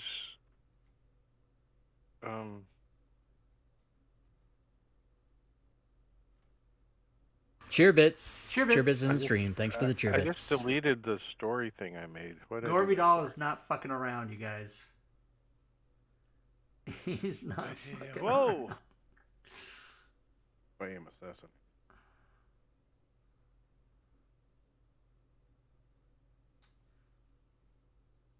Hold on. Why it I gave him broke fantasy ground. 3,600, I don't know, but that's awesome. I don't know why. He should have only given him 1,500. There. All right, so Wave Echo Cave is right down here, 15 miles east of Fanlin. Cheer bits. he Cheer bits in the explains to you, stream. Thanks for the cheer bits.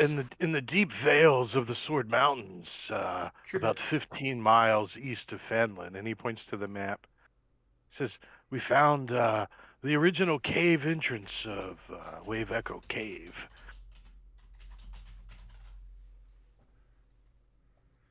You guys see the little pin I made? Yeah. Thanks for all the cheer bits, everybody. Everybody's cheer bitting, so that's it's a verb now, cheer bitting. I appreciate it, everybody. Everybody's cheer bitting. The pin is there, it just doesn't say anything. Yeah, we can't open it because the story entry is not shared with us. We can see the pin. Like that? Now you can read it? Yep. Did I do it right now? Share it with you? There you go. Wave Echo Cave. He says, I believe they may have been exploring the area. I'm not sure, but I love you, man. My brothers are there. Svenster, thank you for the resub. So Garby I Doll, am did you going just cheer to. bits again? Everybody, you guys are awesome. You guys, everybody. I think the bit bosses like can't handle it if you guys all do it at the same time. I'm not sure. The party does easily get a short rest as you guys are kind of finished clearing out the rest of Quagmire Keep. Let's see if there's any parcels in here. I don't think there were any parcels in here. Cheer bits. Cheer bits in the Here stream. we Thanks for go. the cheer bits. Cheer bits. You guys finish up this short rest, and you during the short rest you can still hear something moving around in the keep. making some kind of weird noises down in this tower in the south end of the keep. The door is barred from the outside. And we are currently like up in the woods north of Tribord Trail, right? Yeah. If you want me to show you on the other map, Yes, I still right have it there, open. Yeah. Where the yeah. All right. Let's go clear out that room. Yeah. All right. All right. Well, let me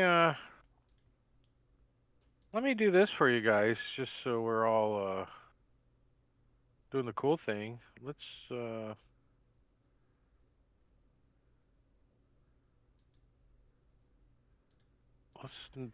pretend we know how to use Fantasy Grounds. I'm gonna turn off the lights. I and will the be line of sight. pretending, by the way, if that's what we're doing. Yeah. I will absolutely be pretending. So there's Quagmire Castle in its beauty. I've turned off line of sight and lighting, so you guys can move your tokens freely through walls and all over the place. Just remember that your characters can't actually do that. So if you wanted to check this room here, it's where we hear something. Yeah, this door. Yes. Yeah, this door down here is barred from the outside. Let's see. With a lock or just a bar? The door to this room is held shut with a heavy wooden bar. So yeah, it's just the two iron brackets with a big wooden bar kind of wedged down in there, and like a 4x4 kind of, and it doesn't look like it gets taken in and out a lot. You know what I mean? Like it's well used or anything. And you can hear something inside making some kind of cawing noise or something. If somebody with nature wants to move up there and try to perceive the old Casper will. Casper, he goes up and listens at the door. He's like, "Oh, I'm not proficient in nature." He's like, "I don't know what it is." Doesn't sound like a streetcar. Yeah, Casper survival, I can tell. Joe rolled pretty good on his nature. Joe. Joe, you haven't seen one of these things, but you've heard of them. I think I'm gonna let you describe it to the party, your character. Why is Boyd 10 miles up in the air? Because you switched over to the overland map It said 10 miles. Close and reopen the map. Yeah. That's funny. It's a bug in the height extension. So it looks like a steroided out Al Pacino on 4 legs. Oh. All right. Sweet. So why don't we just open the door and let it out? I mean, it's just an animal, right? Yeah. If it wants to get out, I don't care if it leaves. If it turns violent, then we'll... Yeah.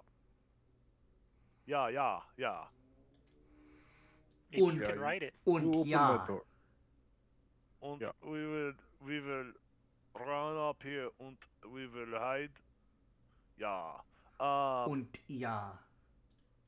So, yeah, Mog's just gonna throw this bar off here if he can. All right, before we Back get up. to that, let's just verify that everybody did get their short rest and use any hit die that they wanted, correct? No, I didn't know we had a short rest. Yes, that's why I'm slowing down just a tad. That's exactly what I needed, thank you. All right, so and everybody was where they're at. So as We'll you throw open the this door and remove this curtain just to make an open pathway.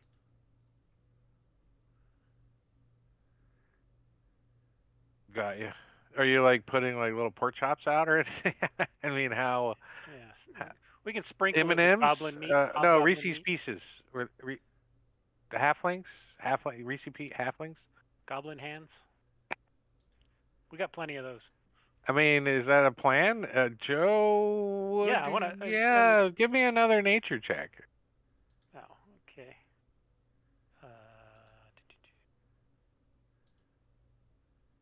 Yeah, he's kind of heard enough that he thinks these things might be carnivorous. Like, he actually's heard they're probably fairly dangerous. Okay, let's make a path of dead bodies and lead it out, and then we hide. Chunks of wolf meat all the way out. Can Casper use his survival abilities to Right help, around I here. guess, with baiting the path? You'd be a master at that. I see what you're doing.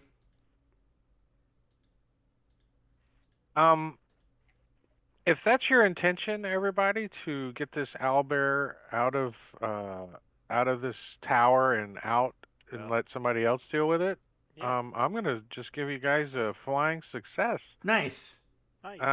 Without having to fight it. So we'll get it to chase after that last hobgoblin.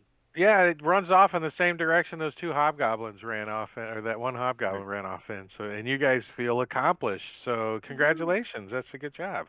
I like it. I feel accomplished. Right? Oddly that you didn't have combat and Tribor chapter of the Sierra Club, man. So you guys actually probably aren't in a hurry to leave, are you? It's raining out. It's after hours. And you have some shelter right here that you're pretty sure you could probably secure. Secure yourself easily over here. Yeah. And take a long rest. Yeah, we got to get Gundren off of his exhaustion. I think you probably have some questions for Gundren, maybe a couple. Yeah, I don't know. Sildar. You guys know where Sildar is. That would be a question Gundren would be asking. If you guys remember correctly, Sildar is in Phandelver. He actually gave you a quest. Yeah. Okay, so he was in so the Goblin you might want to Cave. poke through your quests and stuff. First Goblin Cave. So finding Quagmire Castle completed. Yeah, we can update some quests if that's what you want. Let's see. I've been marking them completed and moving them into their own category. I don't know if that breaks Fantasy Grounds, but they just show completed, but they don't. They're still alphabetical by. If you check them as completed, when you push the experience for them, they won't give it. No, you're talking about. No, he's talking about the quest story entries under quests. Disregard. Yeah, in the cough syrup story entry over there. Yeah, we found Quagmire Castle.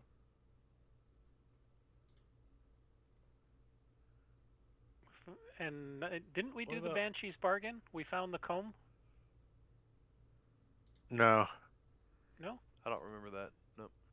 No, you guys didn't go there. What about Larno I don't think. Albrecht?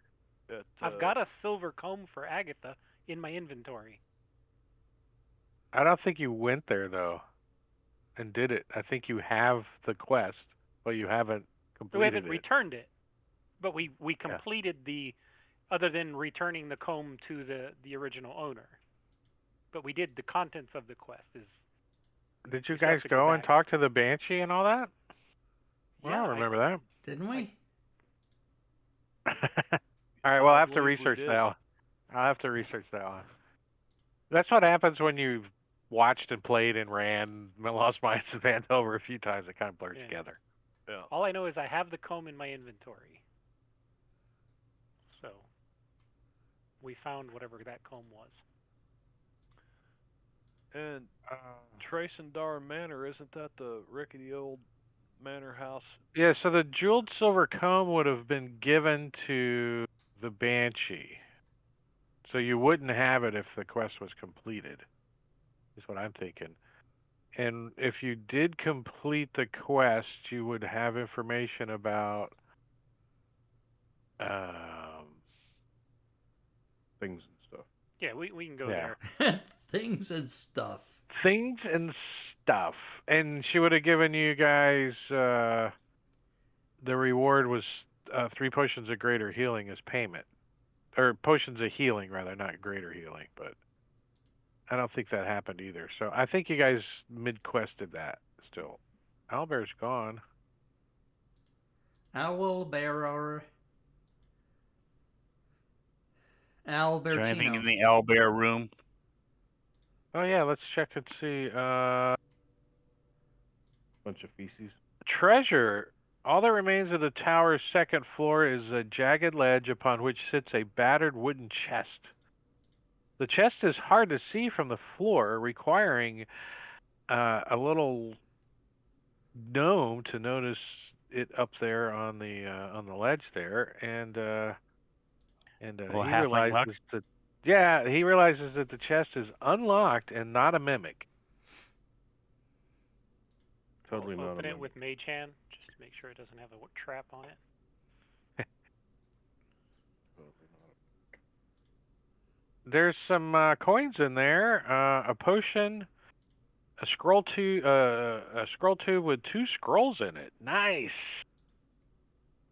And so you guys are gonna let me get the party sheet. Let's do party sheet. Let's do some inventory, and let me drop this. Wait, That stuff goes to. are you guys actually gonna have?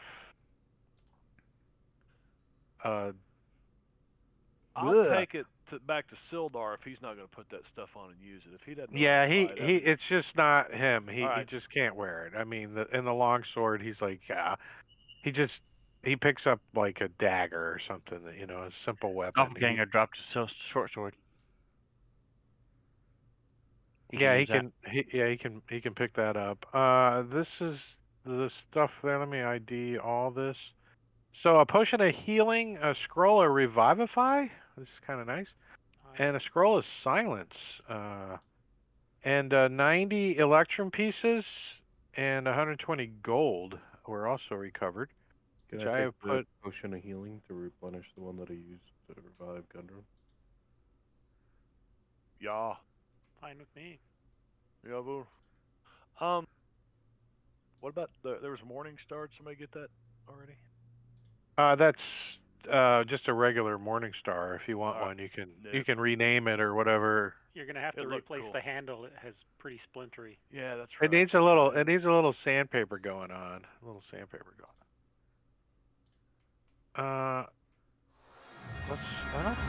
The banquet hall. So the goblins all had.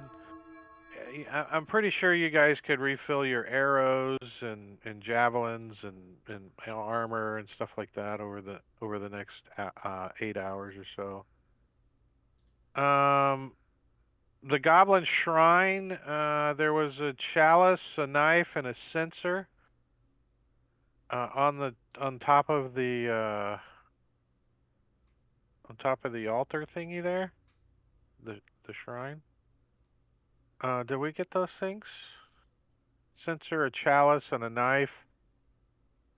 A human-made art object. I don't think those got. Let me throw those in the party sheet again. Let you guys look at them. I don't think you guys got those yet. Yeah, I got them. Yeah. Clyde, would you Oh, use did you? a silent They're in my spell? inventory. A censer, a knife. All right. A ranger can use it, but if you want it, I would not want to have it unless I was the only one that could use it.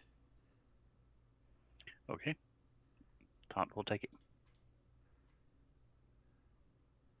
And then you guys also recovered that cask of brandy, rare dwarven brandy. Like somebody lugging that. It's only 5 pounds, so. I think I gone during the short rest. I thought I got that already. You might have. I'm just going through and making sure you guys got everything in the keep. Cask of brandy. Yep. Al Pacino passed out in the corner. Well, so I think brandy dripping from its beak. let me disperse these coins for you. You guys all split up the coins. In all of our searching, do any of us find a deed to the key to own it? No, unfortunately, the deed has long lost. This place could be rebuilt. It is kind of off the beaten path currently. So getting supplies and stuff out here would actually be a pretty good chore. Especially stone. But the only other thing I think I owe you guys is a long rest. So, you guys wake up in the morning. Yeah. And you realize you haven't.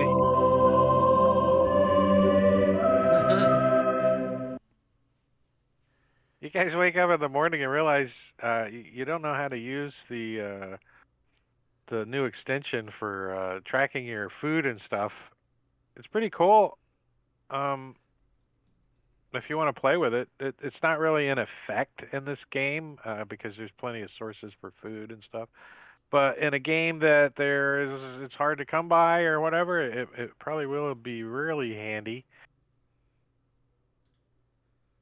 And that worked, Maticuri, putting that NPC in there like that, and then putting your set turn and adding the effect for 3 rounds. Yeah. So it counted down. That helped me count it down, so that worked pretty good. All right, so Quagmire Castle, what do you guys want to do in the morning? Are you guys heading back to Phandelver, or let's pull up that map and take a peek. Let's see. That is yeah, we the want Sword to escort Gundren and them back to Phandelver, right? Yeah, I mean, Gundren wants to get to Wayback Cave. He wants to check on his at least somebody to check on his brothers, but Phandelver first, and then we can head there. Yeah. He's like, we can get 500 XP if we get it back to Sildar. Right? Don't you have a quest? Or is it 500 gold? Are we relishing and practicing on new level 5 powers? No. You guys did not level. Well, I think what you got kind a couple of thousand more XP, don't you? Do we? Just cleared out the entire castle, killed a king, giant bugbear. You were definitely supposed to level when you got to the end of that encounter as a milestone. Should we be leveling up right now then? Since we're on hybrid and you already got that level? Yeah. Yeah, because it's you get 5 for level 5 for completing the whole thing, right? Yeah, something like that. Oh, right. Yeah, level 5 is the whole adventure. Yeah. Yeah. All right. So we got a couple thousand. And you guys are 4, right? Uh-huh. Mm-hmm. Yeah. So you're kind of a little bit ahead of the curve going in, but that's cool. So where are you guys off to? Let's see. What's the distance on this map? I forgot. So yeah, like a day back to Phandelver, like a long day. It take like 24 miles in a day, kind of thing. So you can push the long day pretty easily and get back to Phandelver. Is that what you guys are wanting?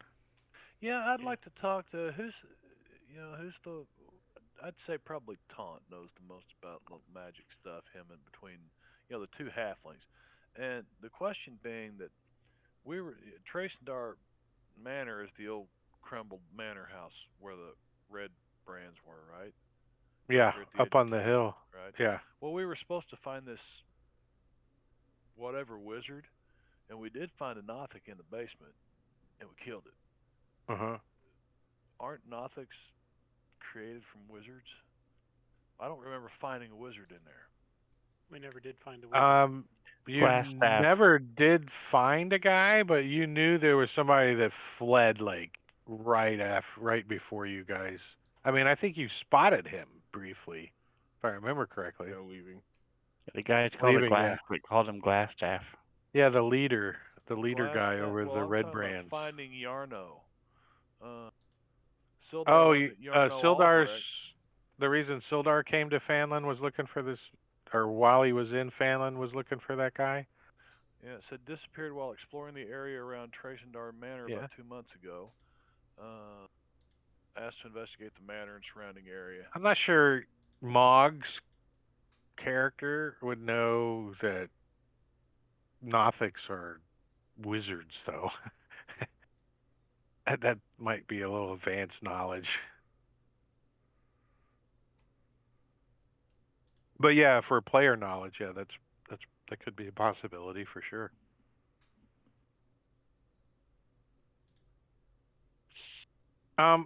So Gundred is very, very thankful on the trip back to Fanlin. He explains to you that he has a plan in place that could make a significant amount of money and really become a pretty big merchant in the area. And he kind of is hinting at including you guys in on it if anybody seems to be interested in helping him. Oh yeah. He's like, I've got my brothers and I. Once we get established in Wave Echo and get it going, we want to ship things out of through from Fanlin out to Lilon, and there's ocean access there through the lowlands that we could ship out all up and down the Sword Coast, in and out supplies, and really build up that town. The place has been destroyed, and I've purchased several properties down there already. So perhaps in the future you might be interested in helping me out and all. What do you guys say? Maybe for a portion of what comes out of Wave Echo Cave, you want to go in partners with me? There's a forge in Wave Echo Cave, right? Yeah, let's find that as a Because reminder to us all. That's what drew Mog in here. He's a blacksmith.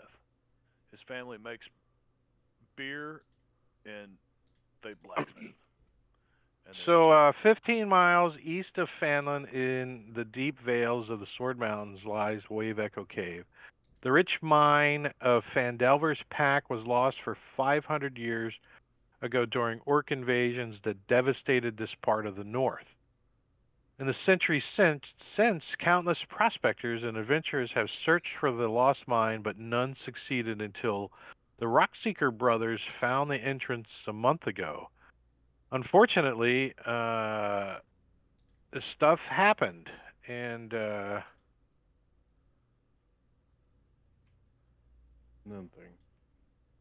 And things. And things. And I'm reading, and I'm scrolling, and so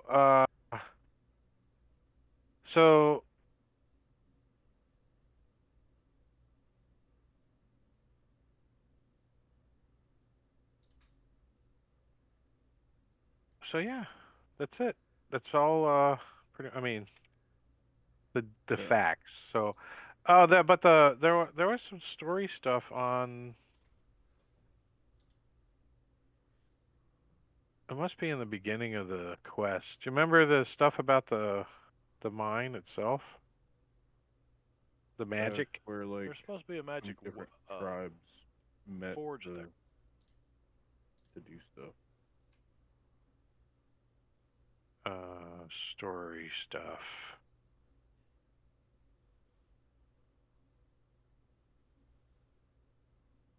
Maybe in the introduction. I thought there was a forge there that you could make magical weapons with.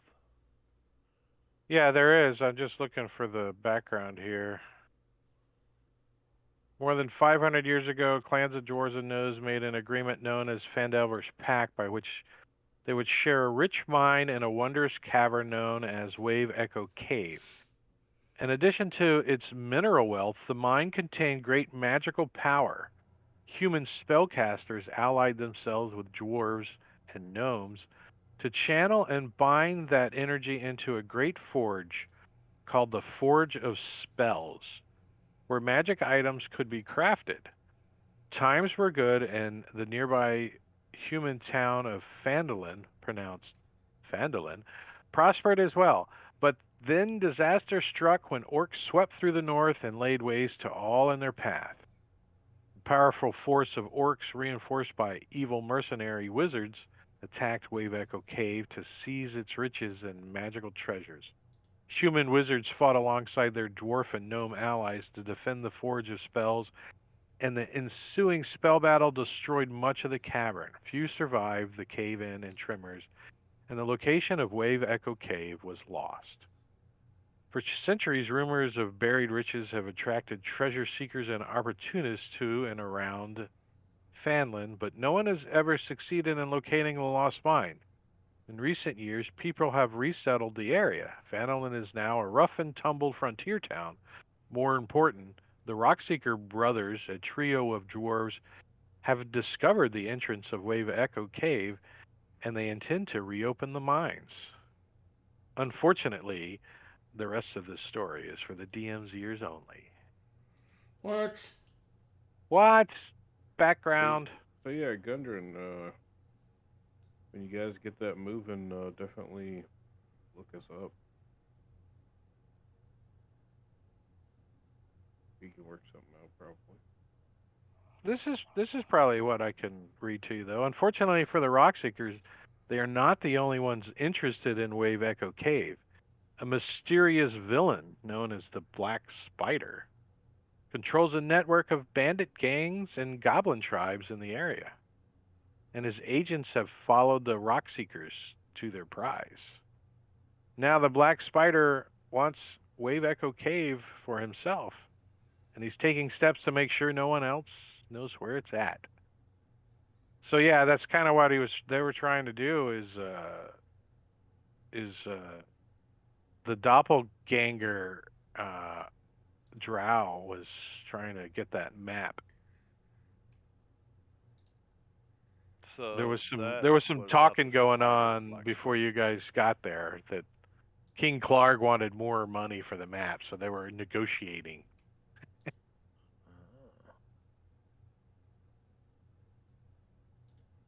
So yeah, a magical forge inside of Wave Echo Cave. Let's move you guys to Phandelver. Let me just roll.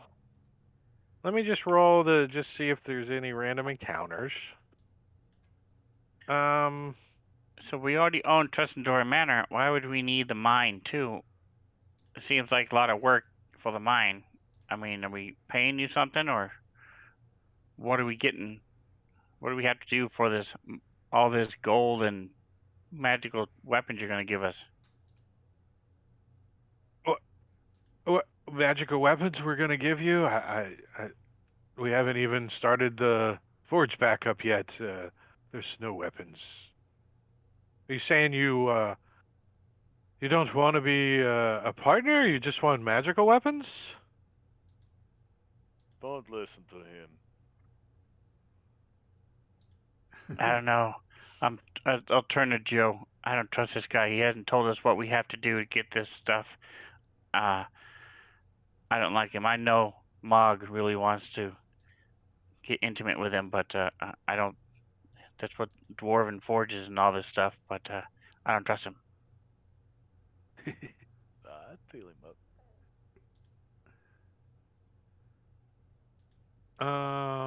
So you guys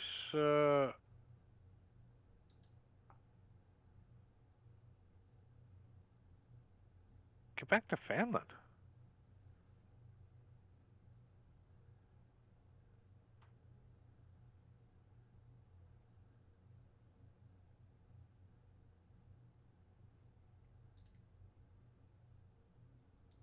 So you guys were talking about the manor up there on the hill.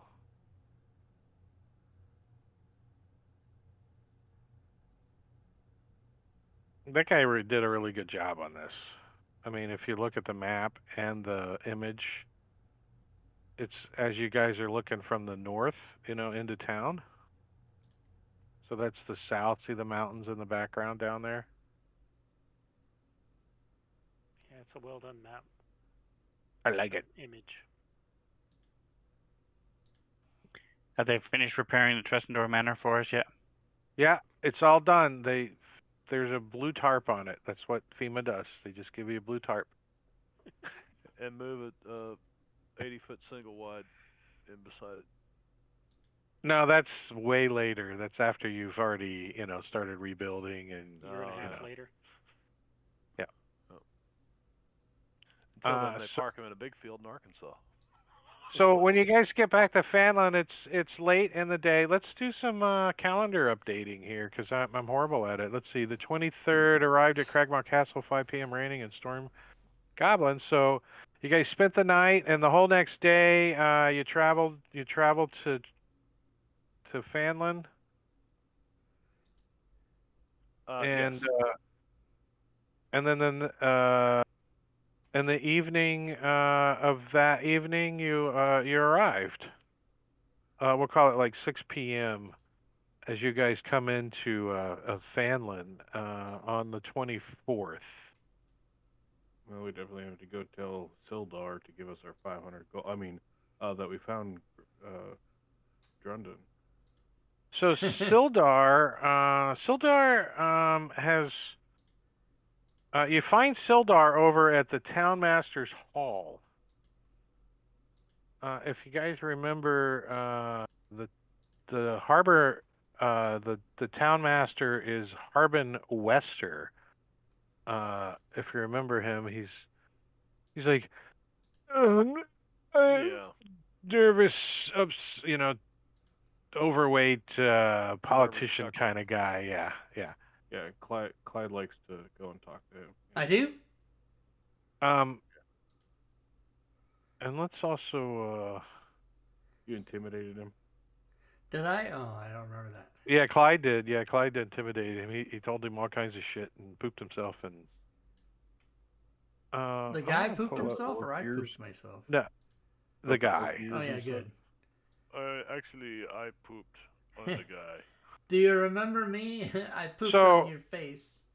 When you guys go into the Townmaster's Hall, not only is Harbin there, but Sildar is also like standing next to Harbin. And let's pull up this, since you all guys want to go in and everything and talk. Let's bring the map up and put you guys over here on it. Let you guys do what you want.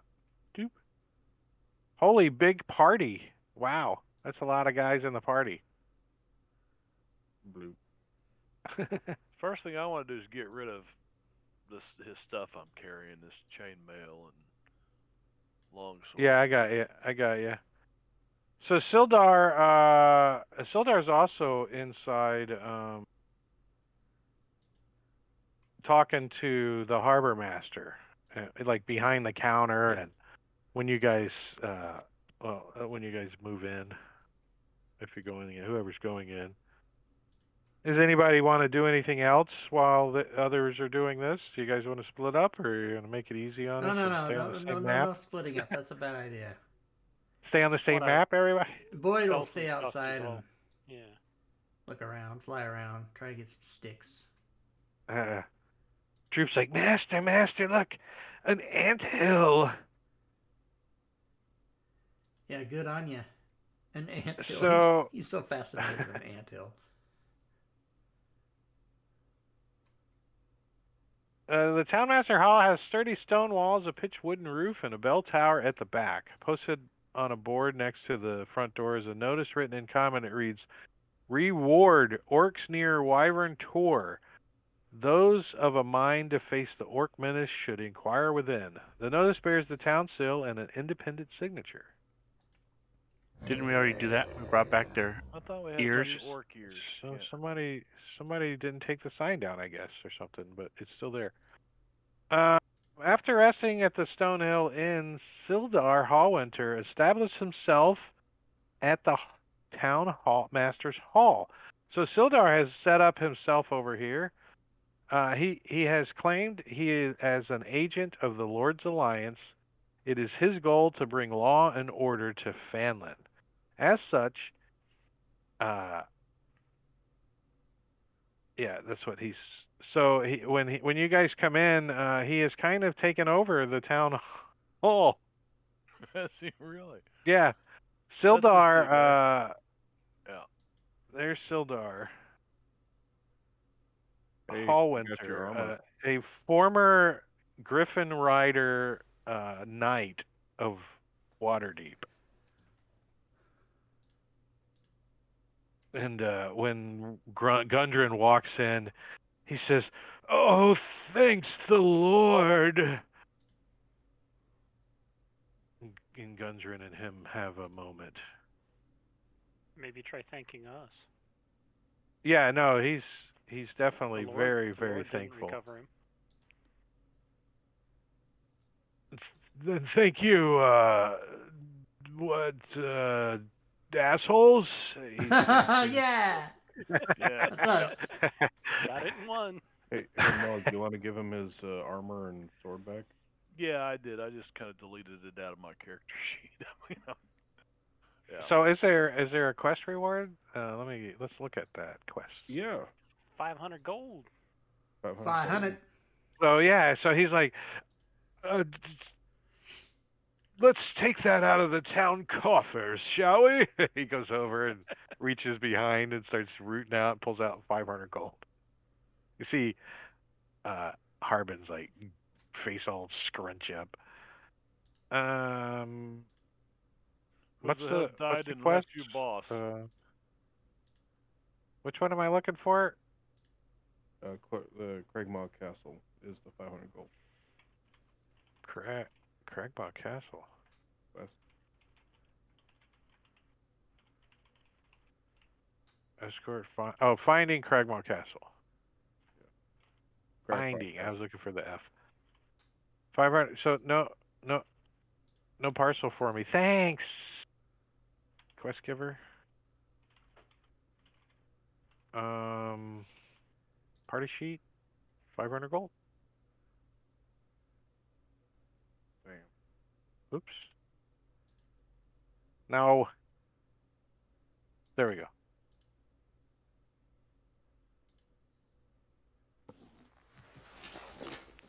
All right. Lit it up equally across Ching. you. Jewels Can we and things to Sell some objects? Yeah. Yeah, go ahead. I've If you got any jewels or art object type things, put those in because I give 100% on that, and then any weapons or armor or whatever after that, you get 50%, and we'll do it next. So you guys are going to spend the next couple hours in town selling armor, dumping things out. Are you guys going to eventually get an inn, a room over at the Stonehill Inn? I would think we would need to do that, absolutely. Or are you guys going to go sleep in Trinsar Manor? I don't know. Well, it is almost midwinter, so it's probably chilly. Tavern. Yeah. The knight, the censer, or the goblet, some malachite. Anybody else got anything? You're hunting. I see, Joe, you got art objects on your sheet somewhere. I just put them in the party sheet. Oh, it didn't update yet. Let me refresh my inventory.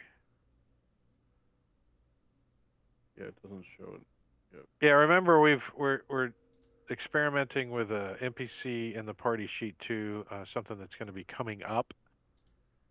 So I'm assuming you're not going to let me sell this potion of flying for 25,000 gold. There's no one currently in Phandelver that can buy it. So. Boo. But yeah, you could sell it somewhere if you could find somebody that has enough money to buy it. Does anyone want a golden statue that casts augury? What does augury do? It drills a hole. Augury is an Asian person saying ugly. You are augury. Wow. There. That's augury. Is this a spell that is this going to go good, bad, or whatever? It's one of those. It's sort Ask of the DM question. a future predictor. Okay. And they're pretty vague. I mean, yeah. Yeah. I mean, if you ask the right question at the right time, it could be handy. Do they happen to have magic staff here? What's a magic staff?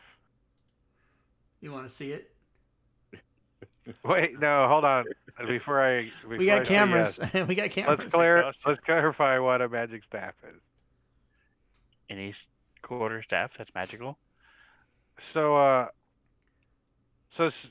Sildar, after you give him his armor and his weapon back, he's like, "Oh, I never thought I would see those again. Oh, it's so wonderful." And then he kind of pauses for a second, and you see his head kind of droop down. He's like, "Oh, it's such a shame you didn't find my family heirloom, a magic ring. But that's all right. I'm appreciative of these things." Good. We missed a ring somewhere? I don't know. Something I about got something ring. for, it says pendant for Myrna. No, I know. Is she in this town? But Mog plays dumb. Yeah, she is in the town. We'll find her after. Old tooth of Yimmick the Goblin. Nice. All right, so should I sell that stuff? I'm not selling that. Yeah, sell it. Or is there another gold tooth? That was mine. I tossed it in. I didn't want to keep the goblin's tooth. It was starting to smell. He had a cavity and it was starting to rot. You must have had two, because I have a gold tooth from Yimmick the Goblin also. I think there were two. We there pulled were a bunch. two. Like we knocked a bunch out of his face. It was like 2 or 3 gold tooth or whatever. Like he had a whole grill. All right, let's sell that stuff and. All right, Sven, I'm dropping something in the party sheet for you.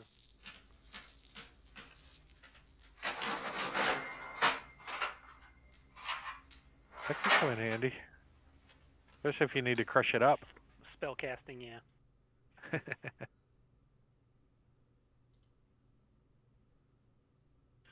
All right, and then this is just junk that just needs to be sold. Yeah, so I'm going to set this at 50%. Whatever you guys want to clean up and get a little copper or whatever for, dump it in there.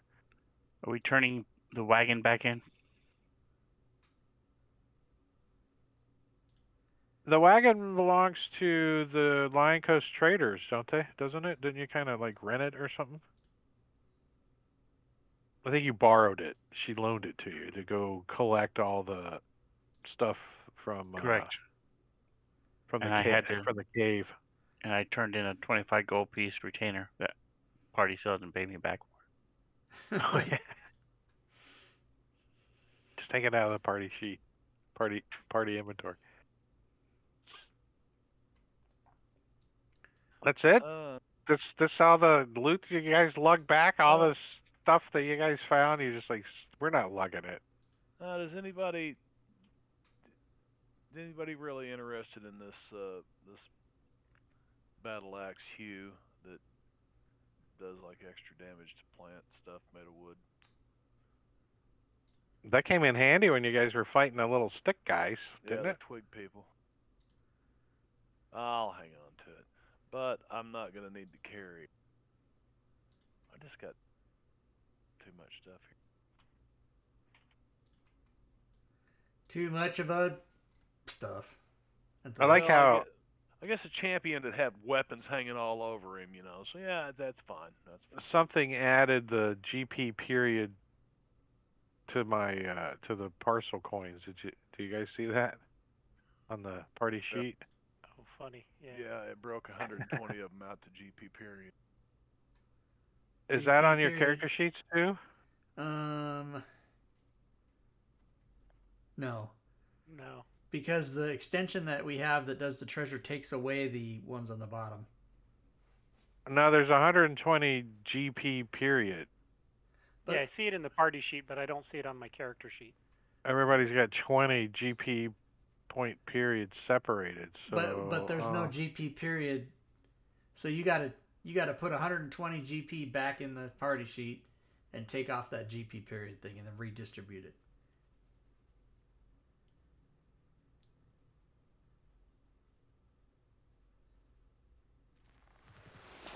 And then see if you can get rid of... Are you allowed to edit the party coins on the bottom left? Can you edit that? No. Nope.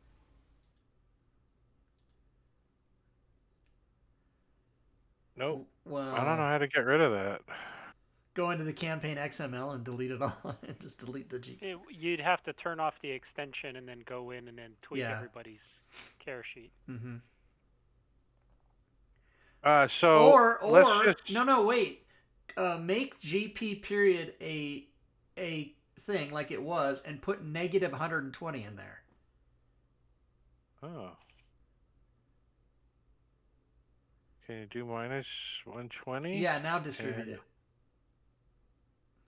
It's still going to leave the slot listed, though.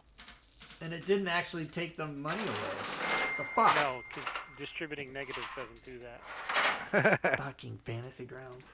All right, so there's 120. Somehow you guys got 120 counterfeit gold pieces. You don't know what they're counterfeit. I love it. They're pretty good. They're pretty good because we might not notice the GP dot, but that's okay. Centera minted. All right, so the battle axe, dirty scarlet cloak. Those are like the red brand cloaks. There's a couple more in the party. Yeah, I'm keeping mine. You never know when you need them. Some people like them. They're kind of soft, a little worn. All right, so I'm going to sell that stuff for you and disperse that. The cloak's not worth anything, so it just gets deleted. I had one art object buried. You want me just to save it till next time? No, go ahead. I got it right here. Throw it in there. It's an art object, so it'll be full.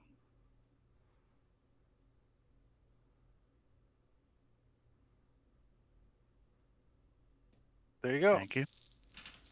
So you guys can easily buy potions of healing in town, as many as you guys want, pretty much. Acquiring them may take a little day or two to get a whole bunch of them, but shouldn't be a problem. Potions of climbing, anything in the player's handbook is available here. And if you have any specific requests for magical items, we can talk about it.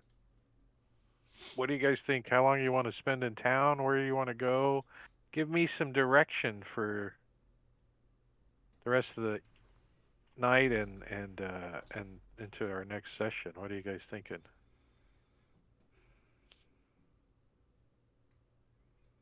Of course, Gundren thinks somebody should go to Wave Echo Cave.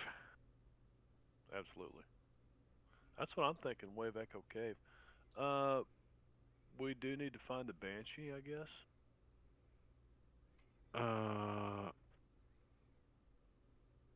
Do we want to go to the area map? Yeah, because the Phandelver map is probably pointless to have right now.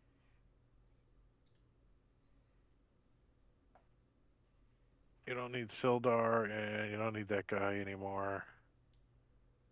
Sword Coast. All right, so if we take a look at this map, the Banshee deal is up here. Conyberry. So we should Conyberry.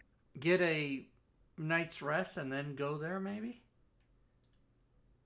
I mean, you guys could spend a couple days at Phandelver if you want. Yeah, get it, shop it up, get some potions, whatever the hell. Yeah, maybe go by the church and get a blessing, Dominus Obis, one of those. Oh, Dominus Obis, Is it? Are they Catholic in D&D? I didn't know. Get rid of the hemp rope and get some silk rope. Yeah, let me see what type of. That's pretty much it though. Is the Banshee one, I think, and there's another one that you guys never got. Let's see.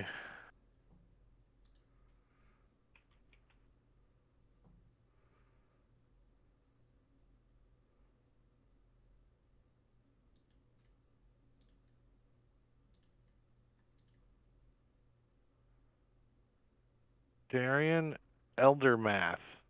Who's that guy? Who is that guy? Who is that guy? He's in Phandelver, so maybe I do need the Phandelver map. I do want to find who the pendant for Myrna. She's supposed to be here in Phandelver, I believe. Oh yeah, you got a quest in there too. Eldermath Orchard. Darren Eldermath is a retired adventurer who lives in a tiny little cottage beside an apple orchard. A fit, silvered hair half-elf, well over 100 years old. Darren is a fighter who served as a marshal and herald for many years in the lands of the Dragon Coast, far to the southeast. Upon retiring, he returned to the Neverwinter region, his original home. Darren is a member of the Order of the Gauntlet, a devout and vigilant group that seeks to protect others from the depredations of evildoers.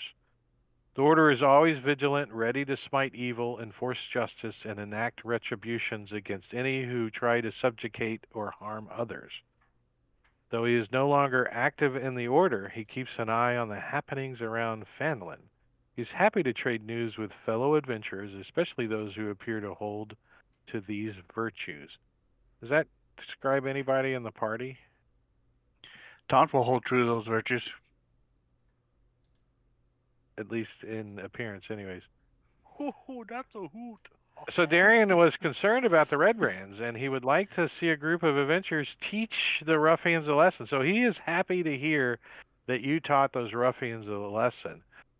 He also tells you guys it is time someone took a stand against their leader Glassstaff, since he got away. He also tells you that he's heard stories from prospectors that in the hills northeast of Phandelver, that someone is digging around in the ruins known as Old Owl Well. And you guys kind of were out near there and kind of know sort of where it's at. What's that, Bob? There were some orcs up there. Well, yeah, near there. Yeah, you guys were at the Wyvern Tor, which is right here. And the Old Owl Well is, a grid away.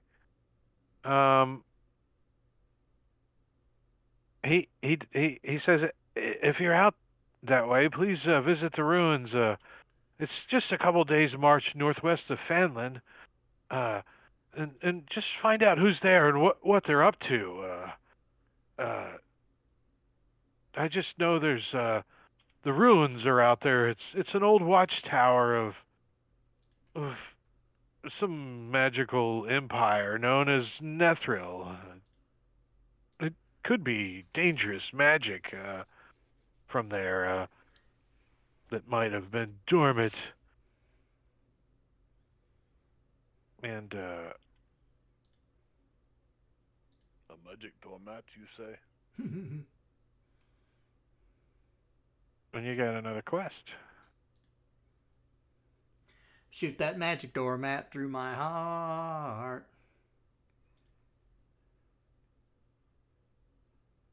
Do me a favor, Sven. Make a note for that, and then I'll look at that between sessions kind of thing going on. Just drag that onto a note for me. So let's say you guys spend 2 days in Phandelver. So the morning of the 25th.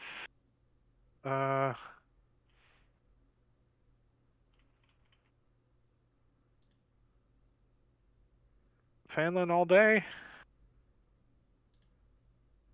All day and all night. Shopping.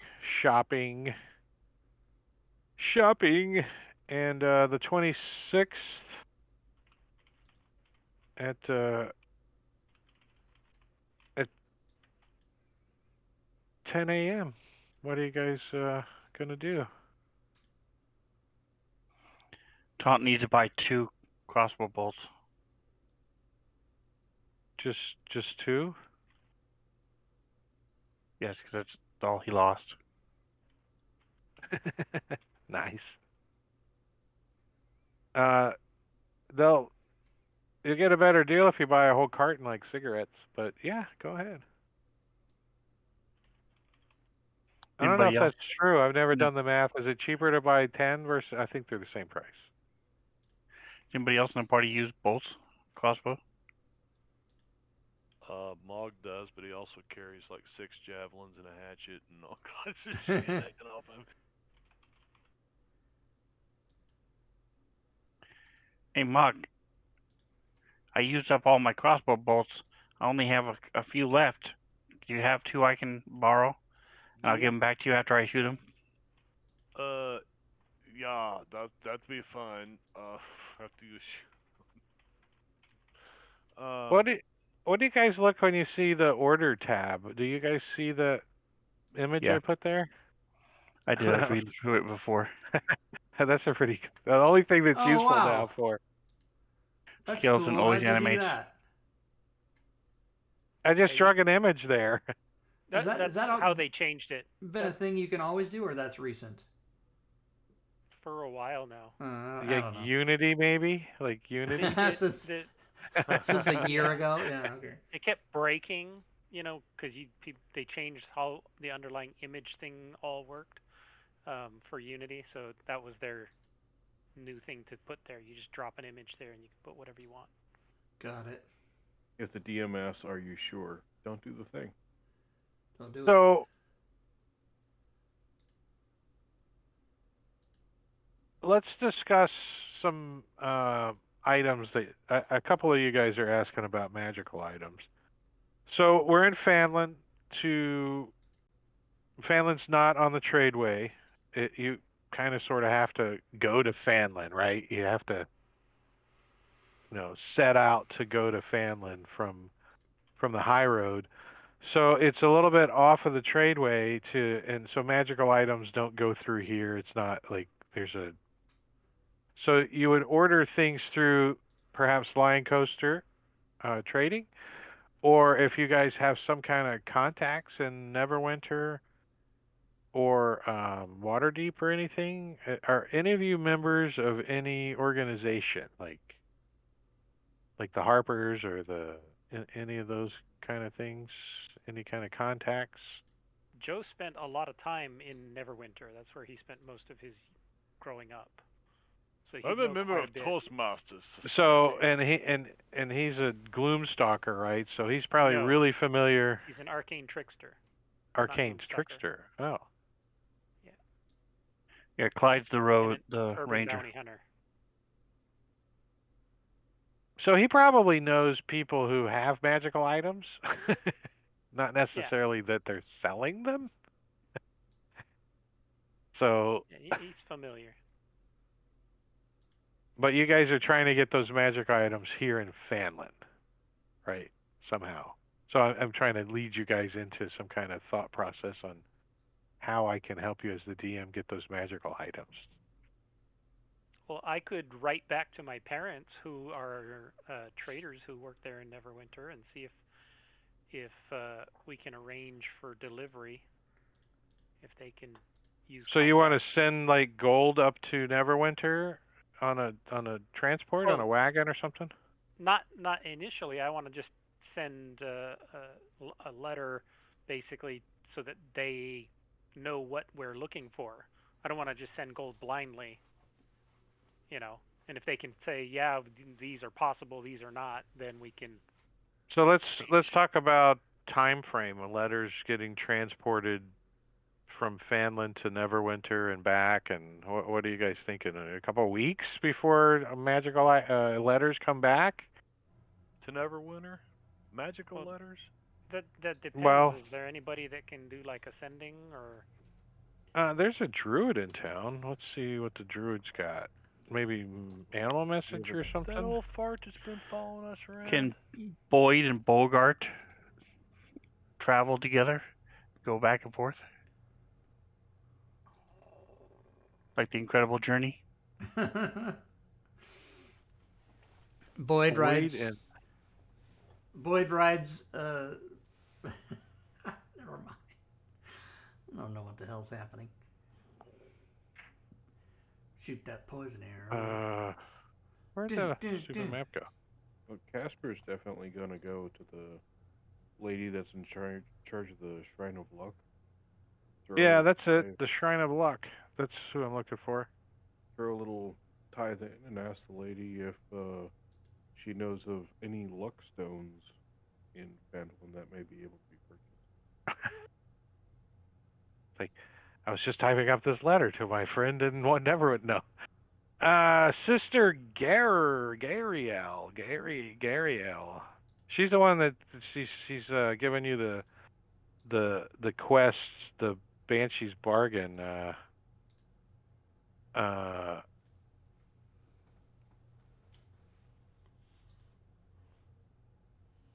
She says, a stone of good luck. Well, isn't that a handy item?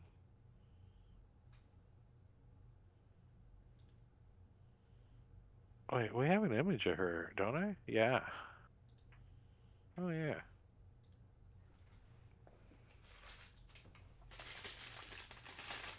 She says, I'm sure I could arrange one brought here.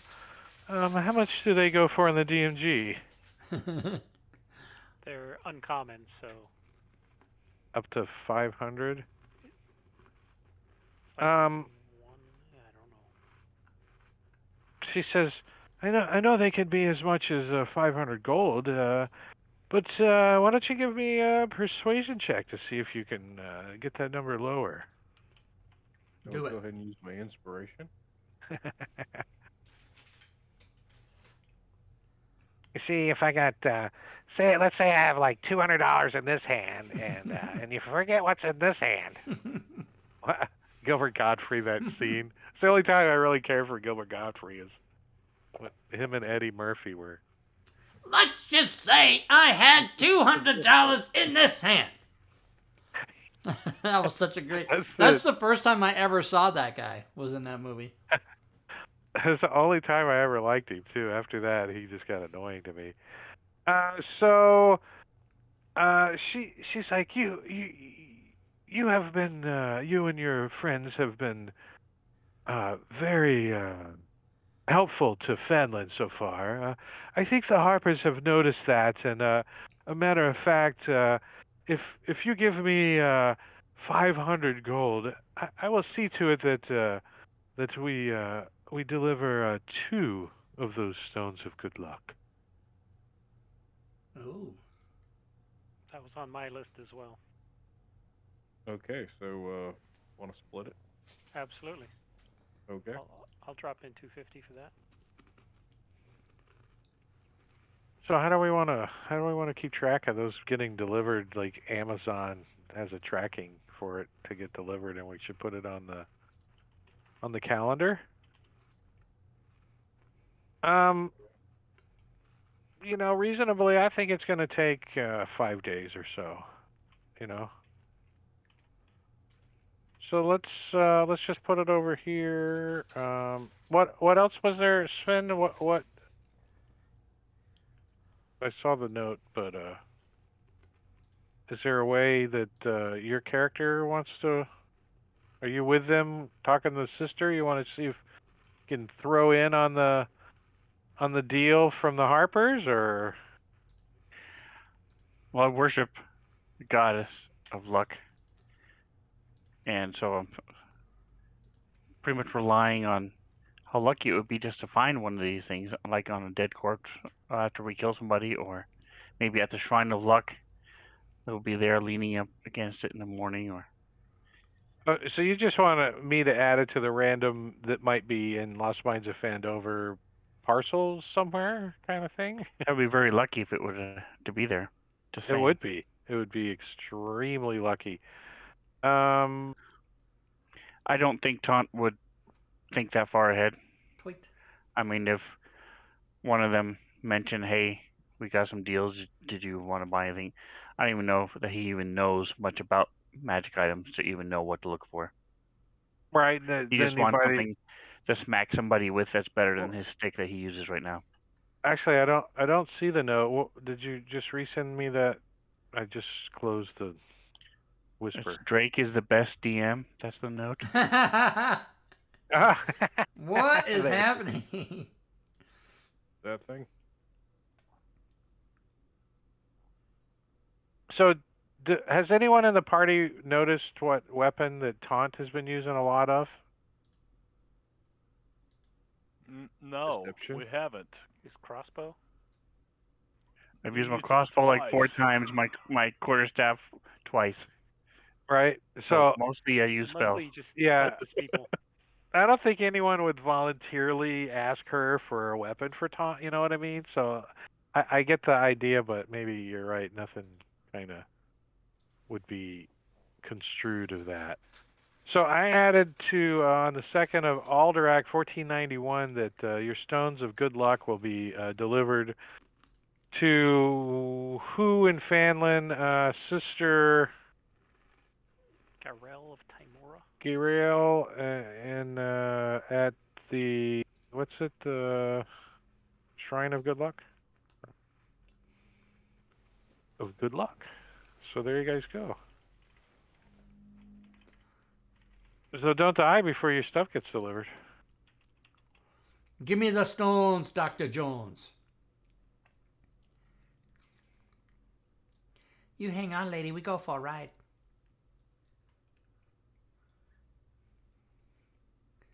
Indeed. So you guys party leaves for Conneberry? Is that where you guys are going?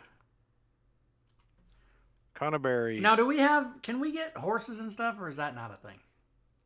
You can certainly buy horses in Fanlin. I don't think. Do we care about being able to travel fast, or we're just pretty leisurely? Like, we don't care. What do you guys think? There's no real bonus. I mean, Taunt has a mount, so he's good. Doesn't have to be carried by Clyde anymore. Joe prefers to be on his own 2 feet. He can be more quiet that way. Horses are a horse if he fucking feels like it. So. And they don't, Clyde's arms dragging behind the horse when he's on it is kind of odd, like. Well, if we're in the florist, Clyde's arms are so long he can just swing from branch to branch. Right. It'd be cool if he had that magical item, the bugbear orangutan. So let's take a look. You guys gotta make your way. How far is that? Let's see, you guys. About 10 miles out to the Tribord Trail. And I'm looking at this map. And then down the Tribord Trail. Oops. Don't double click. They haven't fixed it yet. That looked like it drew a perfect thing on the road, though. That was kind of... Oh, no, that was just an arrow. Okay. Did 42... I ever find Myrna? Oh, yeah, I forgot about that. What's that quest called? I don't know. I just have a thing that says Pendant Myrna. Myrna's heirloom recovered. When we rescued Myrna from the Red Brands, and though her family has nothing to offer as a reward, Myrna told us that she might know where a valuable heirloom is hidden. When she was a young girl, she and her family fled from the town of Thunder Tree after undead overran the place. Her family had an urban alchemy shop inside which a case contained an emerald necklace was hidden beneath the section of storage shelves. She never dared to return to retrieve it, and the shop was in the southwest part of Thunder Tree. So the emerald or the it's ours to sell. Yeah, it's your reward. So. Oh well, all right. Sell that at 100% then.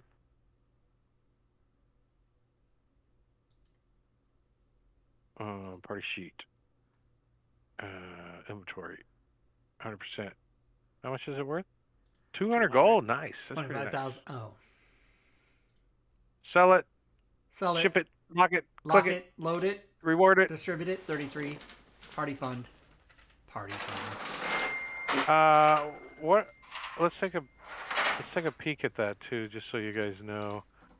The party fund is established for you guys to disperse as you want, but there is 1,634. I'm sorry, no, that's not right. There's like 320 gold in party fund. Whoa, 1640 was much better, I think, before. Yeah, that was much better. But yeah, there's like 320 gold in the party fund for if you guys need to purchase anything for the party, or you want to divide that up or whatever. Yeah. It's gonna be more helpful later when you see what I got planned, but kind of working it now. And I guess there's a party wagon. If you guys still have the wagon. Yeah, you said we had to give it back. No, I said that you borrowed it.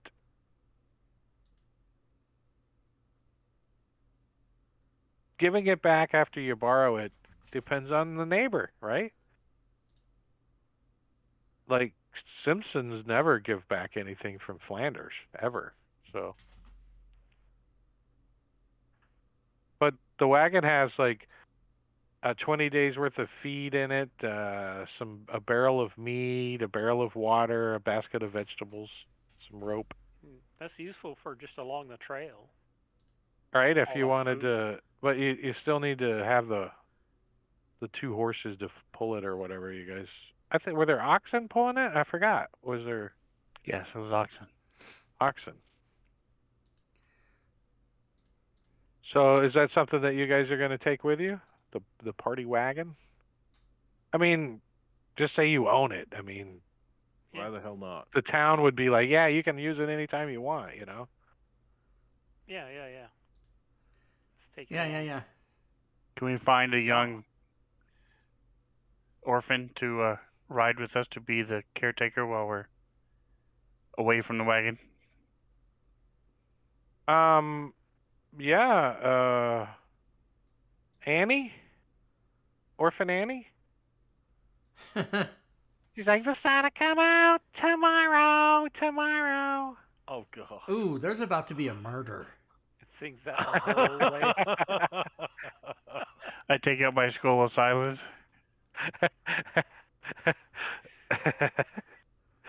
All right, so orange powdered drink to take with. As we fade out of the story as the group of assholes with their wagon, 2 oxen, some kind of orphan they have captured or convinced on the wagon to take care. Droop can do it. Droop can do it. Yeah, Droop is qualified. That's about the only thing he's qualified to do. Droop loves taking care of people. He's like, Master, I'll take care of your oxen. Yes, Master. Mm-hmm. Unless he has to defend it. He'll set up a little hut inside the thing too. He can run off and hide in, like a little fort out of blankets and shit. So we fade out as you guys head out of Fanlin, making your way to Conneberry, and then probably back to Fanlin, and then maybe over to Wave Echo Cave after that. So a few days of travel in your forecast. We'll roll up for weather and all that jazz next week, but I think that's a good spot for us to call it for the evening. What do you guys? We got a couple of minutes of chit chat if you guys want, and I'm just going to turn it over to you guys and Rob. There you go. Take it away. Before we leave Phandelver, do they have any plot armor I can buy for Droop to protect him? Plot armor? Plot armor? Let's Droop to armor for the plot? What is Droop wearing for armor now? Probably Does Droop nothing. have any armor? He's got leather and a shield. But it's made out of cardboard, so, you know. So we can, what kind of armor are you thinking for Droop? Plot armor. Yeah, that way he won't die. Is that an armor class? Won't kill him. Is that an armor class 15? Plot armor? I on the other hand, am waiting for that fucking guy to just die. now he's got a purpose though. The oxen. AC 15 seem fair for plot armor? Yeah. Yeah, cool. That's what his armor class is. So we're good. We can make anything. It already is 15. Okay. Well. But it's your armor. It's what do you want it to look like? We can. I want it to say plot on it. PLOT. Plot. Is it spelled in Goblin? Like, yeah, it's all messed up. It's spelled. That's right. He spelled it plop. And he wrote it while he was looking down, so it's upside down and backwards. Yeah, that's what it looks like. Lot. While he was looking down at his chest. In the chat. in the fantasy. So he no longer has to wield a shield because of this armor. Maybe he can bite some fucking things then. If I change the type of armor in his armor class, it doesn't affect anything really, does it? On the NPC sheet? Alright, so if I'm he fights just going to things, change that to the plot armor. Plot armor. I changed it on the NPC sheet. It's now called plot armor. AC 15 on Droop. Nice. That's it. That's it, everybody. All right. Well, thank you, Drake. Thank you, everybody. I'll see Drake. I'll see you tomorrow night, and everybody else. I'll see you next time. What's happening tomorrow? Tomorrow is Leroon will be joining us to do how to use Discord Revisited. We did it 4 years ago, so he wanted to come back and talk about all the new shit that's happened on Discord in the last 4 years regarding what you can do with gaming and Fantasy Grounds and stuff. So that's what we're going to do. And give away prizes, of course, because that's how we do it. All right, guys. Take care. Thanks, Rob. Thanks, Rob. Thanks, Drake. All right, stream. Well, that's it. That's how you play the Ds and the other Ds. That's just how you do it. Yeah, as I said, join us tomorrow night. Let's see. What do we have on the screen here? Right, tomorrow night will be episode 190 of All Things Fantasy Grounds Talk Show, where we will, in fact, talk about how to use Discord when you're gaming and give away prizes. Gloomhaven, should the gals decide they want to join me on Wednesdays. Supposed to be Wednesdays at 6:30 with Furied Fate and Remedies. Unknown Whom 2 is DM'd by Furied Fate on Friday nights. And then, of course, Saturday is this game. DM'd by Drake. Mr. Drake Takes. So, yes, let me give everybody their end of stream rewards, as we do at the end of every game. Like that. Boom. And then further, and in addition, I shall let you guys know what you can do to be involved and do things with the stream if you would like to do that. There's many things that you can do. I've posted it in the chat there. You can type ! and then the word, any of those words, and it'll give you the proper URL to do said thing. For example, !Discord will take you to our Discord server where we've got nearly 2,300 people talking about DM's Guild, Fantasy Grounds, Dungeon Masters Guild, Fantasy Grounds, D&D 5e, all day and all night, 24/7 worldwide. And you can also go to my Patreon page where there's levels of support for as little as $1.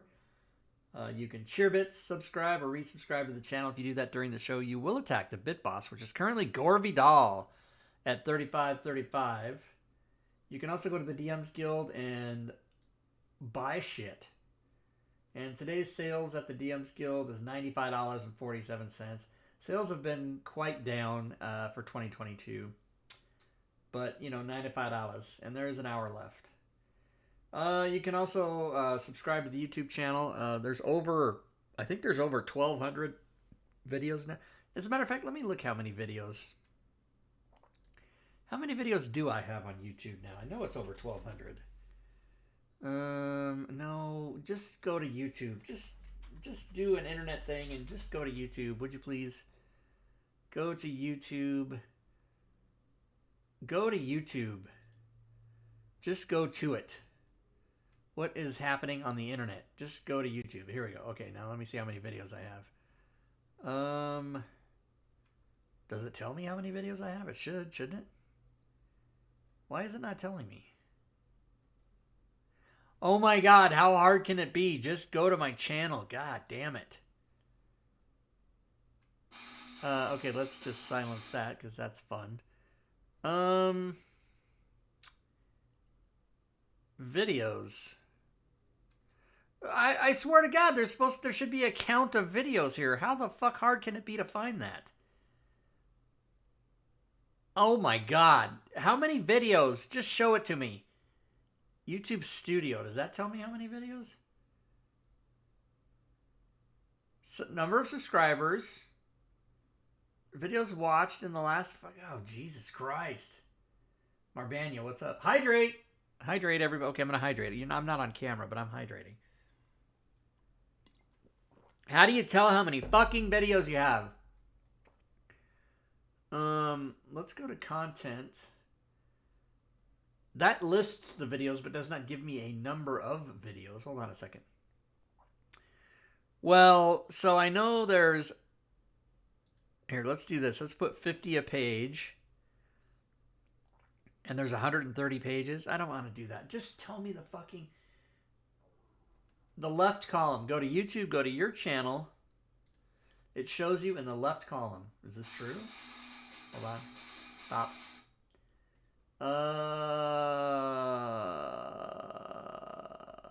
Videos. Well, okay. It tells me... So I was right. It is over 1,200 because it tells me 1.25K. That is not an exact count. I don't like that. I want to know the fucking exact number. So you've got 1 through 30 of about 106. Give me the exact number, bitches. Library. What about library? What about that? No, that's the stuff I've watched. Home. Wow. YouTube sucks, y'all. I've got 9 notifications. What in the hell is happening? All right, just calm down. YouTube Studio. Let's go there. I'm not ending the stream until I find this. Important notifications. You've received a copyright. Yeah, but I fixed that. Dismiss.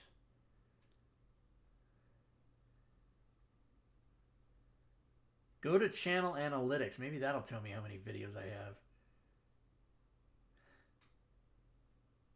Oh my God. Number of subscribers.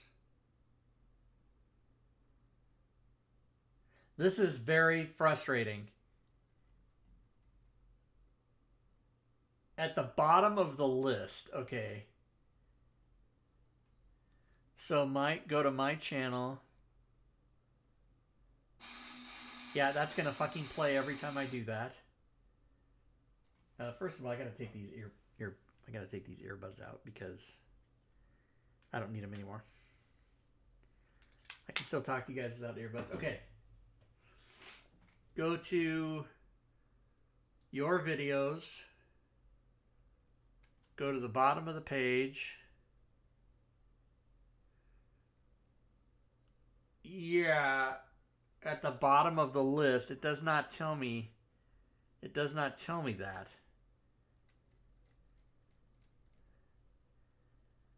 As a matter of fact, I can't even go. It will let you go to the first page. It'll let you cycle through pages, but there is no button. You know how normally it'll let you go to the last page? That does not exist. So I have to hit this 130 times or do the math. This is bullshit. So Marbania, it is not at the bottom of the list. That is not true. Here, I can show you. Nope, that's not right. Why didn't that work? Hold on. Just calm down. Here we go. Is this... Yeah, okay. So you should see... So here, down here, there's no total number. And there's no button to take you to the last page. There's first page. And are you seeing this? Yeah, you guys are seeing it. Okay. So yeah, there's no... Yeah. And then if you go to dashboard, it tells you how many subscribers. It does not. Here's another cheat. Go to your channel, click on the videos tab, then at the top click play all, and it will create. Okay, so your channel. Click the videos tab.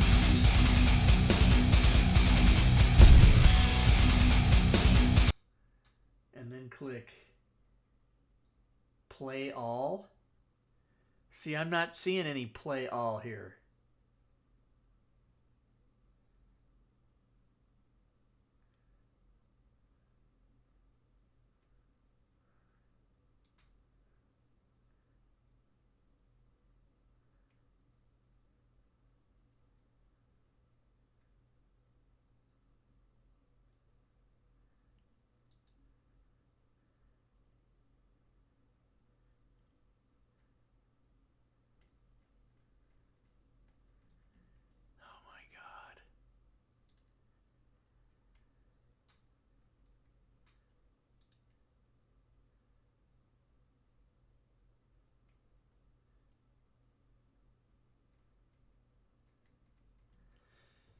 Yeah,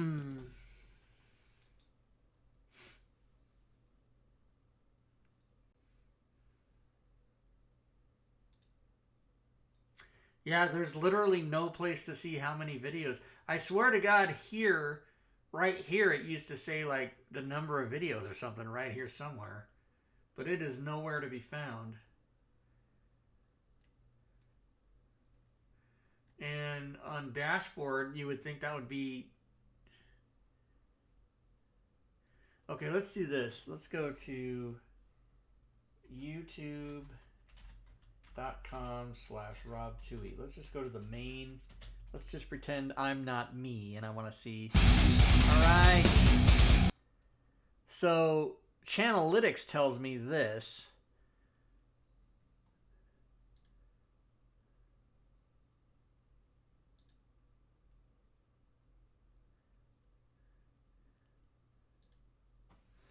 Let's see, does Channelytics tell me?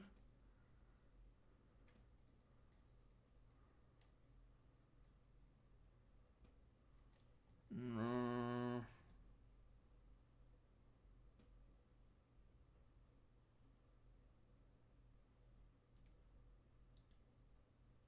So that's just a link to...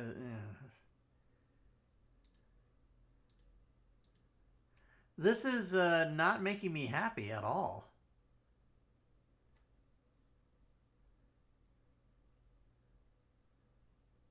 I want to know exactly the number of videos I have without having to count.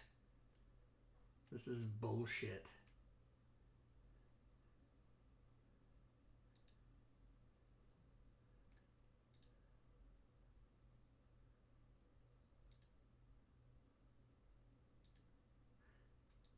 Yeah, it's just not telling me.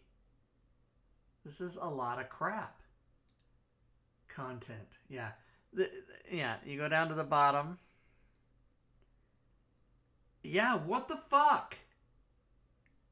I mean, the only way to know for sure without doing the math is I have to go, say, 50 here, and then I have to go click, click, click, click, click 160 times. Or 130. I have to go bam. And then scroll down. And go to page 2, and then now go to page 3. Like, that's bullshit. I'm not doing that. Okay, now let's find out here. Now I'm obsessed. And I yell at Google in all caps like that makes a difference.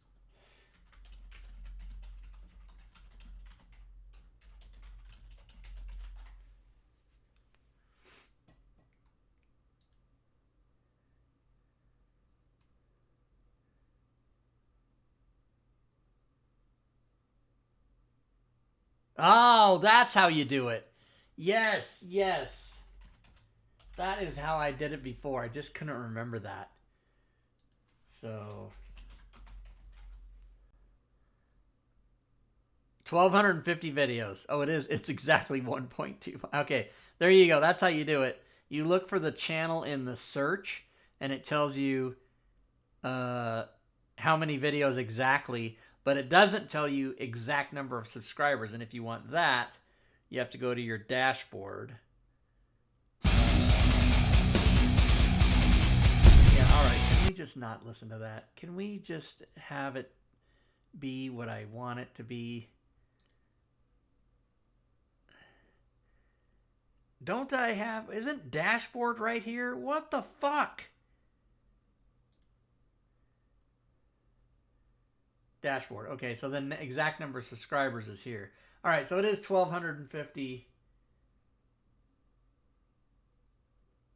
Oh, it says 1,251 for you? Really?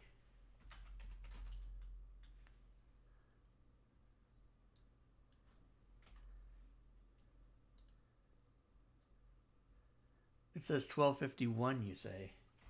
YouTube.com. You searched Rob Tui. Yeah, mine says 1,250. Hey, what's all this? Search volume poor. Competition excellent. Overall 44 out of 100 good. Related searches. Rob Tui Fantasy Grounds effects. Let's look at that.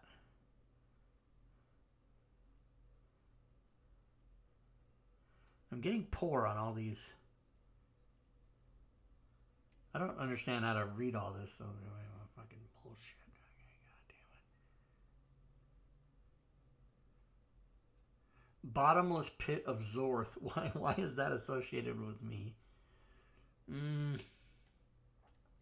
You never know. You never know how any of this crap works.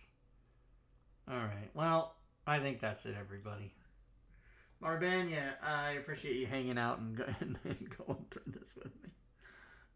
Anyways, well, first of all, you don't say anyways with an S like I just did. Makes you sound stupid. I will have you know, though, that if you look up the word anyway, it will tell you, or maybe it says it here, anyways is generally accepted only in colloquial speech or in formal writing. I looked it up in the dictionary. When I was arguing with my aunt about 10 years ago, we had a big argument, and I'm like, anyways isn't a word, and she's like, it is a word, it's in the dictionary. And I looked it up, and it was fucking in there, and it wasn't when I was a kid. Yeah, see, here it is. Anyways, informal dialect, a non-standard form of anyway. So what I told her was, well, even if it is in the dictionary, you still sound like a hick if you say it. She was like, maybe I agree with you. Anyway, all right. So that's it. Let's go back to the slides here. Let's go back to no more nonsense. That's it, everybody. That's the end of the show. As I was saying, Cheer bits. Cheer bits. Drake takes, Mr. Drake takes. Cheer bits. Bit boss. That's it until tomorrow. Good gaming, everyone.